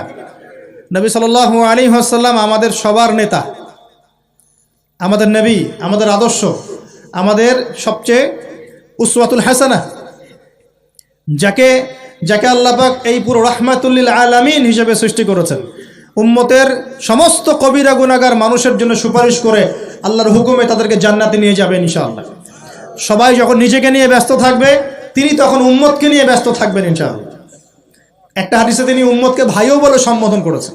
কাশ আমি যদি আমার ভাইদেরকে দেখতে পেতাম, হাদিসটা সহিহ, কাশ আমি যদি আমার ভাইদেরকে দেখতে পেতাম। সাহাবীরা বলছেন আমরা কি আপনার ভাই নই? নবীজি বলছেন, না তোমরা আমার সাহাবী, আমার ভাই তারা যারা আমার পরে আসবে, তোমাদের পরে আসবে, আমাকে না দেখেই ঈমান নিয়ে আসবে ইনশাআল্লাহ। এখানে কি আপন ভাই বোঝানো হচ্ছে? সেটা বোঝানো হচ্ছে না, এখানে বোঝানো হচ্ছে কাছের, আমার আত্মার সাথে সম্পর্ক ওদের। আমাকে না দেখেই তারা আমার প্রতি বিশ্বাস করবে ইনশাআল্লাহ। করবে কি না? আমরা কি দেখেছি নবীকে? এই মহান ব্যক্তিত্ব জীবনের শেষের দিকে আমাদেরকে নসিহত করেছেন, আসসালাত আসসালাত, নামাজ ধরে রাখো, নামাজ ধরে রাখো। বসেন। ওয়ামা মালাকাত আইমানুকুম, এবং তোমাদের অধীনস্থদের ব্যাপারে সতর্ক থাকো। অধীনস্থ মানে কি? অধীনস্থ মানে কি বলেন দেখি? আপনার স্ত্রী আপনার অধীনে থাকে? সন্তান সন্ততি অধীনে থাকে? থাকে না? থাকে। কোন কোন ক্ষেত্রে পিতা মাতাও কি আমাদের অধীনে থাকে না? মানে আমরা আর্ন করতে পারি, পিতামাতা আর্ন করতে পারে না, উপার্জন করতে পারে না, পিতামাতাকে চালানো লাগে না আপনাদেরকে অনেক সময়, হয় কি না? অধীনস্থ মানে আপনার আন্ডারে যে মানুষরা আছে, এই মানুষদের ব্যাপারে, তাদের হকের ব্যাপারে সতর্ক থাকবে। কে বলেছেন এটা? আচ্ছা, এখান থেকে নামাজের গুরুত্ব বুঝতে পারলাম কি? যুব সমাজের সলিউশন 1 নাম্বার, 5 ওয়াক্ত নামাজ জামাতে পড়ার চেষ্টা করবেন, আল্লাহ পাক তৌফিক ইনায়াত করুন, বলি আমিন। 2 নাম্বারটা হচ্ছে, আমার সামনে একটা কিতাব আছে, কিতাবটার নাম কি? সবাই পড়তে জানি ইনশাআল্লাহ? কারা কারা পড়তে জানেন না অনেস্টলি হাত তোলেন দেখি। জানেন না? আপনারাই জানেন না? আচ্ছা ঠিক আছে, বসেন, শরমের কিছু নাই। যারা জানেন না, ওয়াদা করেন যে আগামী রমজান মাসে, এই রমজান মাসের মধ্যেই কোরআন তেলাওয়াত করা শিখবো ইনশাআল্লাহ। বাঙালি একটা আবেগী জাতি, ওই যে বলি ইস্যু পাগল, মাঝে মাঝে ট্রল করে আর মাঝে মাঝে আবেগে ভাসে। আমাকে বলেন দেখি, আল কোরআনের আলো ঘরে ঘরে জ্বালো, এই স্লোগান তুললেই বাংলার জমিনে একদম ইসলাম কায়েম হয়ে যাবে? কখন ইসলাম কায়েম হবে? যখন আল কোরআনের আলো ঘরে ঘরে জ্বলবে। কখন? যখন প্রত্যেকটা ঘরে ঘরে একটা করে কোরআনওয়ালা মানুষ থাকবে। চাল প্রত্যেক ঘরে ঘরে কি একটা করে হাফেজ আছে? তৈরি করার চ্যালেঞ্জ গ্রহণ করতে হবে। বাংলার প্রতি ঘরে ঘরে একটা করে হাফেজ তৈরি হবে ইনশাআল্লাহ। এটা করলে কি আপনাকে সরকার বাধা দিবে? আপনার নিয়াত করে যদি আপনি সন্তানকে হাফেজ বানান, কেউ বাধা দিবে? কেউ চাপ দিবে? আমরা তো চতুর মুসলিম। কেমন চতুর মুসলিম? আমরা আমাদের সন্তানদের মধ্যে যারা বেশি ট্যালেন্টেড, ওদেরকে দিব আগে জেনারেল লাইনে, আর যার একটু মাথা কম তাকে আমরা পাঠায় দিই মাদ্রাসায়, পাঠায় দিয়ে যে আবাসিকে রেখে দিই, থাকতো এখানে, ওকে এখানে পিটাই সোজা করবে। আপনাদের কি মনে হয় যে কোরআন সুন্নাহর জ্ঞানটা অর্জন করার জন্য মাথায় ঘিলুর দরকার নাই? এমনটা মনে হয়? কোরআন এবং সুন্নাহর জ্ঞান অর্জন করতে সবচেয়ে বেশি প্রজ্ঞা লাগে, সবচেয়ে বেশি মাথা কাটাতে হয়, সবচেয়ে ট্যালেন্টেড ছেলেটাকে দেয়া লাগতো কোরআন। আমরা উল্টা চলি।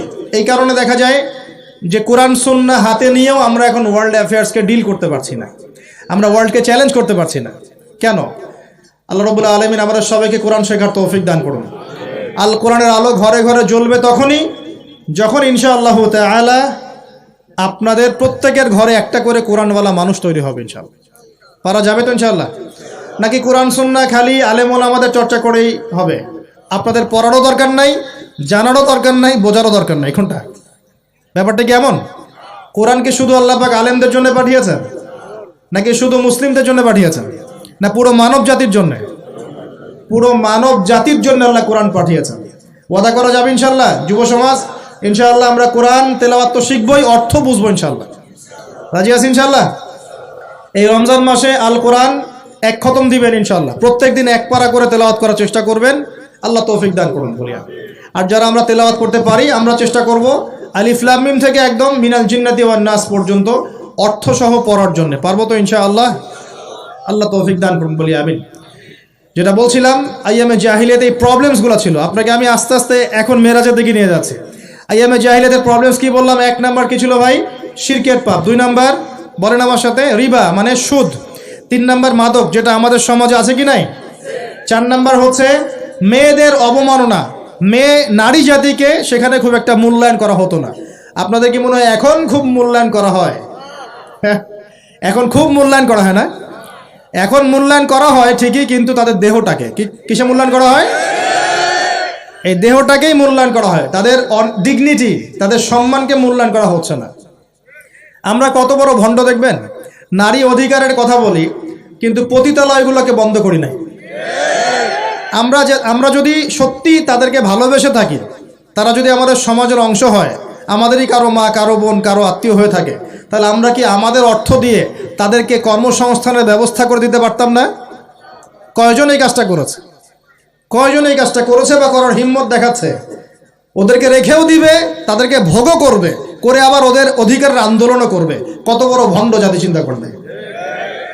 আমরা একটু নিয়াত করতে পারি তো যে আমরা আমাদের অর্থ সম্পদ থেকে আমরা প্রয়োজনে আমাদের পলিটিক্যাল পাওয়ার কাজে লাগিয়ে, আমাদের এখানে যারা অনেস্ট মেম্বার, চেয়ারম্যান, এমপি সাহেব থাকবেন, তাদের পলিটিক্যাল পাওয়ারটাকে কাজে লাগিয়ে আমরা আমাদের এলাকাগুলোর মধ্যে সমস্ত অনৈতিক কাজগুলো বন্ধ করে দেব ইনশাআল্লাহ। এবং ওইকে আমরা ভালো কোনো কর্মসংস্থানের ব্যবস্থা করে দেব। দেখবেন কোনোদিনও শেষের ছাই এই পথে পা বাড়াবে না ইনশাআল্লাহ। কোনো মেয়ের কি এই কাজ করতে ভালো লাগে আপনার মনে হয়? কোনো মেয়ে চায় না যে সম্মান বিক্রি করে খেতে হবে, হয়তো পেটের দায়ে বা সামাজিক অন্ধকার জগতে পা বাড়িয়ে দালালের খপ্পরে পড়ে, বা এই যে নারী লিপ্সু কিছু পুরুষ মানুষের খপ্পরে পড়ে এই পথে চলে গেছে। এরা যদি আমাদের আত্মীয় হতো, আমাদের বংশের কেউ হতো, আমাদের কারো মা, কারো বোন, কারো স্ত্রী হতো, তাহলে কি আমরা সমাজে মুখ দেখাতে পারতাম? ইয়াজুজ আর মাজুজ সারা বিশ্বে ফাসাদ সৃষ্টি করবে। সূরা কাহফ পড়ে দেখেন, ইন্না ইয়াজুজ ওয়া মাজুজ মুফসিদুনা ফিল আরদ। ইয়াজুজ আর মাজুজ সারা পৃথিবীতে ফাসাদ, ফিতনা ছড়াই দিবে। এরা কি সারা পৃথিবীতে ফিতনা ছড়াই দেয় নাই? আমি কিন্তু বলছি না যে এরাই ইয়াজুজ মাজুজ, আমি কিন্তু এই কথা বলি না। বলছি ইয়াজুজ মাজুজের চরিত্র এদের মধ্যে পাওয়া যায়। বিশ্বের প্রত্যেকটা জায়গায় ফাসাদ সৃষ্টি করে দিছে। কখন কোন দেশকে কোন দেশের সাথে লাগাই দেওয়া যাবে, কার মধ্যে ফিকশন লাগে অস্ত্র বিক্রি করা যাবে, কোথায় কোন খনি আছে দখল করা যাবে, কোথায় কোন মুসলিম আছে ওদেরকে বোম্বিং করা যাবে, কোথায় কারাগারে নিয়ে মুসলিমদেরকে টর্চার করা যাবে, শান্তিপূর্ণ মুসলিম কান্ট্রির মধ্যে কেমন করে জঙ্গি ইস্যু তৈরি করা যায়, সারাদিন এই ফিকির করে বেড়ায় মাথার মধ্যে। এখন সবকিছু বাদ দিয়ে এখন শিক্ষাক্ষেত্রেও মাথা ঢোকানোর চেষ্টা করছে। তো এখন দেখেন, আমরা কি পশ্চিমাদের দাসত্ব করব? আমাদের সামনে কোরআন সুন্নাহ নাই। আমরা যদি আমাদের মেধা, আমাদের ঐক্য, আমাদের সম্পদকে কাজে লাগাতে পারি, ওরা আমাদের দাসত্ব করবে ইনশাআল্লাহ। আপনাদের কি মনে হয় এগুলো শুধু স্লোগান দিচ্ছে? 1150 বছর, 1200 বছর এই বিশ্বটাকে মুসলিমরা শাসন করেছে। ইতিহাস পড়ে দেখেন না একটু। রাসূল সাল্লাল্লাহু আলাইহি ওয়াসাল্লামের নবুয়ত থেকে নিয়ে, এই মক্কা বিজয় থেকে নিয়ে প্রায় 1100-1200 বছর এই বিশ্বটাকে শাসন করেছে মুসলিমরা। এই ইতিহাসগুলো মুসলিম যুবকদেরকে কারা শেখাবে, কারা বলবে, কে মনে করাই দিবে?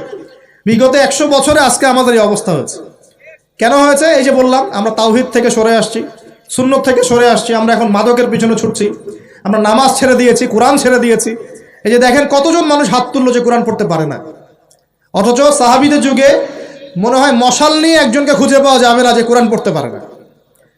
ওই যে আপনার আন্দালুসের একটা ঘটনা আছে, বাদশাহ মেয়ের বিয়ে দিবে, এখন সবাইকে বলেছে যে আমি মেয়ের বিয়ে দিব, ছেলে খুঁজতেছি।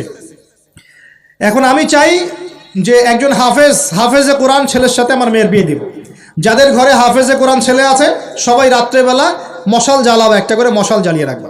এখন বাচ্চা রাতের বেলা গভীর রাতে এই টাওয়ারের উপর উঠেছে, উঠে দেখে তার রাজ্যের প্রতিটা বাসায় মশাল জ্বলছে, মানে সবাই কোরআনে হাফেজ।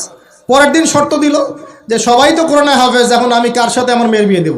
কোরআনের মুফাসসির যারা তার সাথে দেব। পরের দিন যখন উনি টাওয়ারে উঠেছেন, দেখেন যে সব ঘরে মশাল জ্বলছে, এখন সবাই কোরআনে তাফসীর করতে যাবে।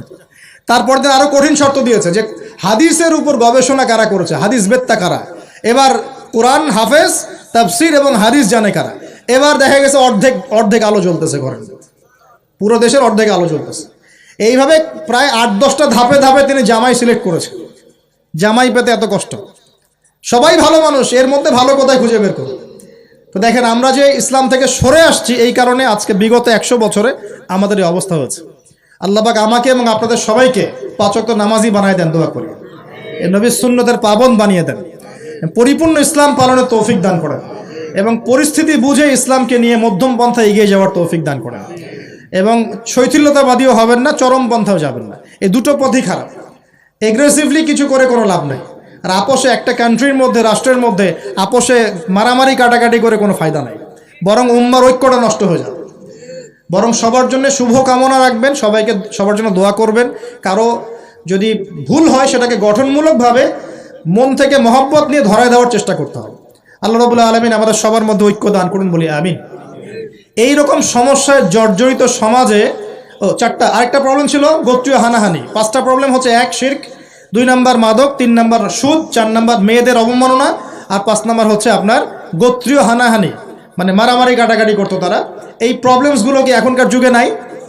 এখনকার বিশ্বে নাই? আচ্ছা, এরকম একটা সমাজে আমাদের নবীকে আল্লাহ পাক নবী করে পাঠালেন, বলেন সুবহানাল্লাহ। এখন ওই সমাজে থেকেও কি নবীজি পাপের সাথে যুক্ত হয়েছিলেন? তিনি এই রকম পাপে নিমজ্জিত সমাজে থেকেও কোনো পাপের সাথে যুক্ত হন নাই। এবার নবী সাল্লাল্লাহু আলাইহি ওয়াসাল্লাম প্রথম ওহী প্রাপ্ত হলেন সূরা আলাকের প্রথম 5টা আয়াত। আল্লাহ পাক বলছেন, ইকরা বিসমি রাব্বিকাল্লাযী খালাক, পড়ুন আপনার রবের নামে যিনি আপনাকে সৃষ্টি করেছেন। নবীজি ওহী প্রাপ্ত হয়ে বাসায় ফিরে আসলেন। বাসায় এসে খাদিজা রাদিয়াল্লাহু আনহাকে বললেন, এই ঘটনা ঘটেছে, গুহার মধ্যে ফেরেশতা একজন এসেছিলেন, আমাকে জোরে চিপে ধরেছেন, ছেড়ে দিয়েছেন, ছেড়ে বলেছেন ইকরা, আপনি পড়ুন। আমি বলেছি মা আনা বিকারি, আমি তো পড়তে জানি না। আবার চিপে ধরেছে, আবার ছেড়ে দিয়েছে, বলছে পড়ুন। নবীজি বলছেন মা আনা বিকারি, আমি তো পড়তে জানি না। আমাদের নবীজি কিন্তু পড়তে জানতেন না। আবারও বলছেন ইকরা, পড়ুন। নবীজি বলছেন মা আনা বিকারি, আমি তো পড়তে জানি না। চতুর্থবার তিনি বলছেন ইকরা বিসমি রাব্বিকাল্লাযী খালাক, খালাকাল ইনসানা মিন আলাক, ইকরা ওয়া রাব্বুকাল আকরাম আল্লাযী আল্লামা বিল কলম আল্লামাল ইনসানা মা লাম ইয়ালাম। এবার খাদিজা রাদিয়াল্লাহু আনহা তিনি মুসলিম হয়েছেন, তার চাচাতো ভাই ওয়ারাকা বিন নাফেলের কাছে নিয়ে গেছেন। তিনি বলেছেন যে হ্যাঁ, তোমার কাছে যে এসেছিল তার নাম নামুস, মানে জিবরাইল আলাইহিস সালাম। তুমি নবুয়ত পেয়েছো, এখন তোমার এলাকার মানুষ তোমাকে বের করে দিবে। নবীজি বলছেন আমার এলাকার মানুষ আমাকে বের করে দিবে? আওয়া মুখরিজিয়াহুম, তারা কি আমাকে বের করে দিবে? তখন নবীজিকে বলা হচ্ছে হ্যাঁ, এর আগে যার কাছেই এই ওহী এসেছে তাকেই তার কম বের করে দিয়েছে। নবীজি দাওয়াতি কাজ করতে থাকলেন। প্রথম 3 বছর গোপন দাওয়াত। কয় বছর? প্রথম 3 বছর গোপনে দাওয়াত। এই 3 বছরে তৈরি হয়েছে আবু বকর সিদ্দিক, আপনার উসমান বিন আফফান, আব্দুর রহমান বিন আউফ, তালহা বিন উবাইদুল্লাহ, জুবাইর বিন আওয়াম, হ্যাঁ, এই যে যায়েদ ইবনে হারেসা, বেলাল আল হাবাশি, এরকম সাহাবী, আব্দুল্লাহ বিন মাসউদ, জাফর ইবনে আবি তালেব, আলী ইবনে আবি তালেব, এমন প্রায় 40 থেকে 80 জন সাহাবী ইসলাম কবুল করেছেন, বলেন আলহামদুলিল্লাহ। এরপর 4র্থ বছর থেকে প্রকাশ্যে দাওয়াত দেওয়া শুরু হলো। যখনই প্রকাশ্যে দাওয়াত দেওয়া শুরু হলো, তখনই নবী সাল্লাল্লাহু আলাইহি ওয়াসাল্লামের প্রতি জুলুম, নির্যাতন চাপিয়ে দেওয়া হলো। শারীরিক নির্যাতন, মানসিক নির্যাতন, অর্থনৈতিকভাবে বয়কট করা, হ্যাঁ, তারপরে কখনো কখনো এই যে মাথার উপরে উটের নাড়িভুড়ি চাপিয়ে দেওয়া হয়েছে, কখনো তাকে আঘাত করা হয়েছে, কখনো কি করা হয়েছে, সামাজিক্যালি মানে সোশ্যালি বয়কট করা হয়েছে, কখনো তাকে গালিগালাজ করা হয়েছে। আমি দেখেছি তাকে ইন টোটাল প্রায় 15 থেকে 16টা গালি খেতে হয়েছে। আমাদের নবীজিকে, যার সামনেও কোনো গোনা নাই, পিছনেও কোনো গোনা নাই, এই ব্যক্তিকে জীবনে প্রায় 15 থেকে 16টা গালি খেতে হয়েছে। মানুষ তাকে বলেছে কাযযাব, মিথ্যাবাদী, মহামিথ্যাবাদী, সাহের, জাদুকর, ফারিকুল জামাআ, ঐক্য বিনষ্টকারী, হ্যাঁ, মজনুন, পাগল, জিনগ্রস্ত ইত্যাদি মানুষ তাকে এসব কথা বলেছে। আমাদের নবীজিকে মানুষ এই কথা বলেছে। এখন আমাদের সমাজে একটা প্রচলন ঘটেছে, সে খারাপ না হলে কি মানুষ এমনি এমনি খারাপ বলে? এরকম আছে না? খারাপ না হলে কি এমনি জুলুম আসে? এরকম বিশ্বাস আমাদের মধ্যে আছে। আমাদের নবীজিকে হকের উপর থাকার পরেও জীবনে প্রায় 15 থেকে 16টা গালি খেতে হয়েছে। তারপরে আমি স্টাডি করে দেখেছি, তাকে জীবনে প্রায় 14 থেকে 15 বার মানুষ হত্যা করার চেষ্টা করেছে। কতবার? 14 থেকে 15 বার। এমনকি মক্কা বিজয়ের দিন যখন তিনি কাবাঘর তাওয়াফ করছিলেন, ওই সময় একজন ব্যক্তি ভিতরে ছুরি নিয়ে এসে তাকে মারার চেষ্টা করেছে। কি বলবেন? এখন নবী সাল্লাল্লাহু আলাইহি ওয়াসাল্লামের চেয়ে ভদ্র কোনো মানুষ আছেন? নম্র হিতাকাঙ্ক্ষী কোনো মানুষ আছে? উত্তম চরিত্রের কেউ আছে? তাহলে তার জীবনে এমন কেন হয়? উত্তর, যখন আপনি পরিপূর্ণ হকের উপর থাকবেন, তখন আপনাকে চতুর্দিক থেকে বাধা পেতে হবে। আপনার পরিবার থেকে বাধা আসবে, আপনার বন্ধু মহল থেকে বাধা আসবে, আপনার কোনো সময় দেখা যাবে স্ত্রী শত্রু হয়ে যাচ্ছে, সন্তান শত্রু হয়ে যাচ্ছে, হ্যাঁ, সমাজে আপনি চলতে যাচ্ছেন, সমাজের মানুষ আপনাকে সেভাবে গ্রহণ করছে না, আপনি আনসোশাল হয়ে যাচ্ছেন, অনেক সমস্যা হতে পারে। তবে এরপরেও কি হক ছেড়ে দেওয়া যাবে? আল্লাহ পাক সবাইকে হকের উপর থাকার তৌফিক দান করুন। এখন এইভাবে চলতে চলতে এক পর্যায়ে নির্যাতনের মাত্রা এত বেশি হলো যে সাহাবীরা নবীর কাছে এসে বলছেন, ইয়া রাসূলুল্লাহ, তাদের প্রতি বদদোয়া করেন যাতে আল্লাহ তাদেরকে ধ্বংস করে দেন। তখন নবীজি বলছেন, দেখো তোমরা খুব তাড়াহুড়া করছো, আমি তোমাদেরকে জানিয়ে দিচ্ছি আল্লাহ পাক এই দিন ইসলামকে মাশরিক মাগরিব পর্যন্ত পৌঁছে দিবেন। এমনকি একটা কাঁচা ঘর, একটা পাকা ঘর বাদ থাকবে না যেখানে আল্লাহ পাক লা ইলাহা ইল্লাল্লাহ কালিমা ঢুকিয়ে দিবেন না। কিন্তু তোমরা খুব তাড়াহুড়া করছো। তখন তিনি সাহাবীদেরকে বললেন, তোমরা আবিসিনিয়ায় হিজরত করো। কোন জায়গা ভাই? আবিসিনিয়া কোন দিকে এখন? এই যে ইথিওপিয়া নাম শুনে, ইথিওপিয়া, ইরিত্রিয়া নাম শুনেছেন? এই জায়গা ছিল আগে আবিসিনিয়া। সেখানে একজন বাদশাহ ছিলেন, তার নাম বাদশাহ নাজাশি। কি নাম? বাদশাহ নাজাশি। এবং তিনি কিন্তু খ্রিস্টান ছিলেন। এই সমকামীদের মতো খ্রিস্টান ছিলেন না, যারা ঈসা আলাইহিস সালামকে আল্লাহর সন্তান বলে এই রকম খ্রিস্টান ছিলেন না। তিনি একজন সৎ খ্রিস্টান ছিলেন। নবীজি নিজে বলেছেন যে বাদশাহ নাজাশির দরবারে তোমরা যাও, সেখানে কোনো মানুষ জুলুমের শিকার হয় না। নবী স্টেটমেন্ট দিচ্ছেন তার সম্পর্কে। এমনকি এই ব্যক্তি যখন মারা গেছেন তখন আমাদের নবী তার গায়েবানা জানাজার নামাজও পড়িয়েছেন। চিন্তা করতে পারেন, ওইখানে জাফর রাদিয়াল্লাহু আনহু সাহাবীদেরকে নিয়ে হিজরত করেছেন এবং তারা সেখানে থাকতে লাগলেন, তাদের কোনো ক্ষতি হয়নি। এরপর নবী সাল্লাল্লাহু আলাইহি ওয়াসাল্লাম তায়েফে গিয়েছেন। কোথায়? তায়েফে তিনজন বড় বড় গোত্র নেতা ছিল। কয়জন ভাই? এগুলো শিখে নেন ক্লাসের মতো। একজনের নাম ছিল আব্দে ইয়ালাইল। কি নাম? আব্দে ইয়ালাইল। একজনের আব্দে মাসউদ, আর একজনের নাম হচ্ছে হাবিব বিন আমর। এই তিনজন বড় বড় গোত্র নেতা ছিল। থাকে না কমিটির নেতা বড় বড়, এরকম তিনটা নেতা। এরা যদি ইসলাম কবুল করতো তাহলে তায়েফবাসী সবার সাপোর্ট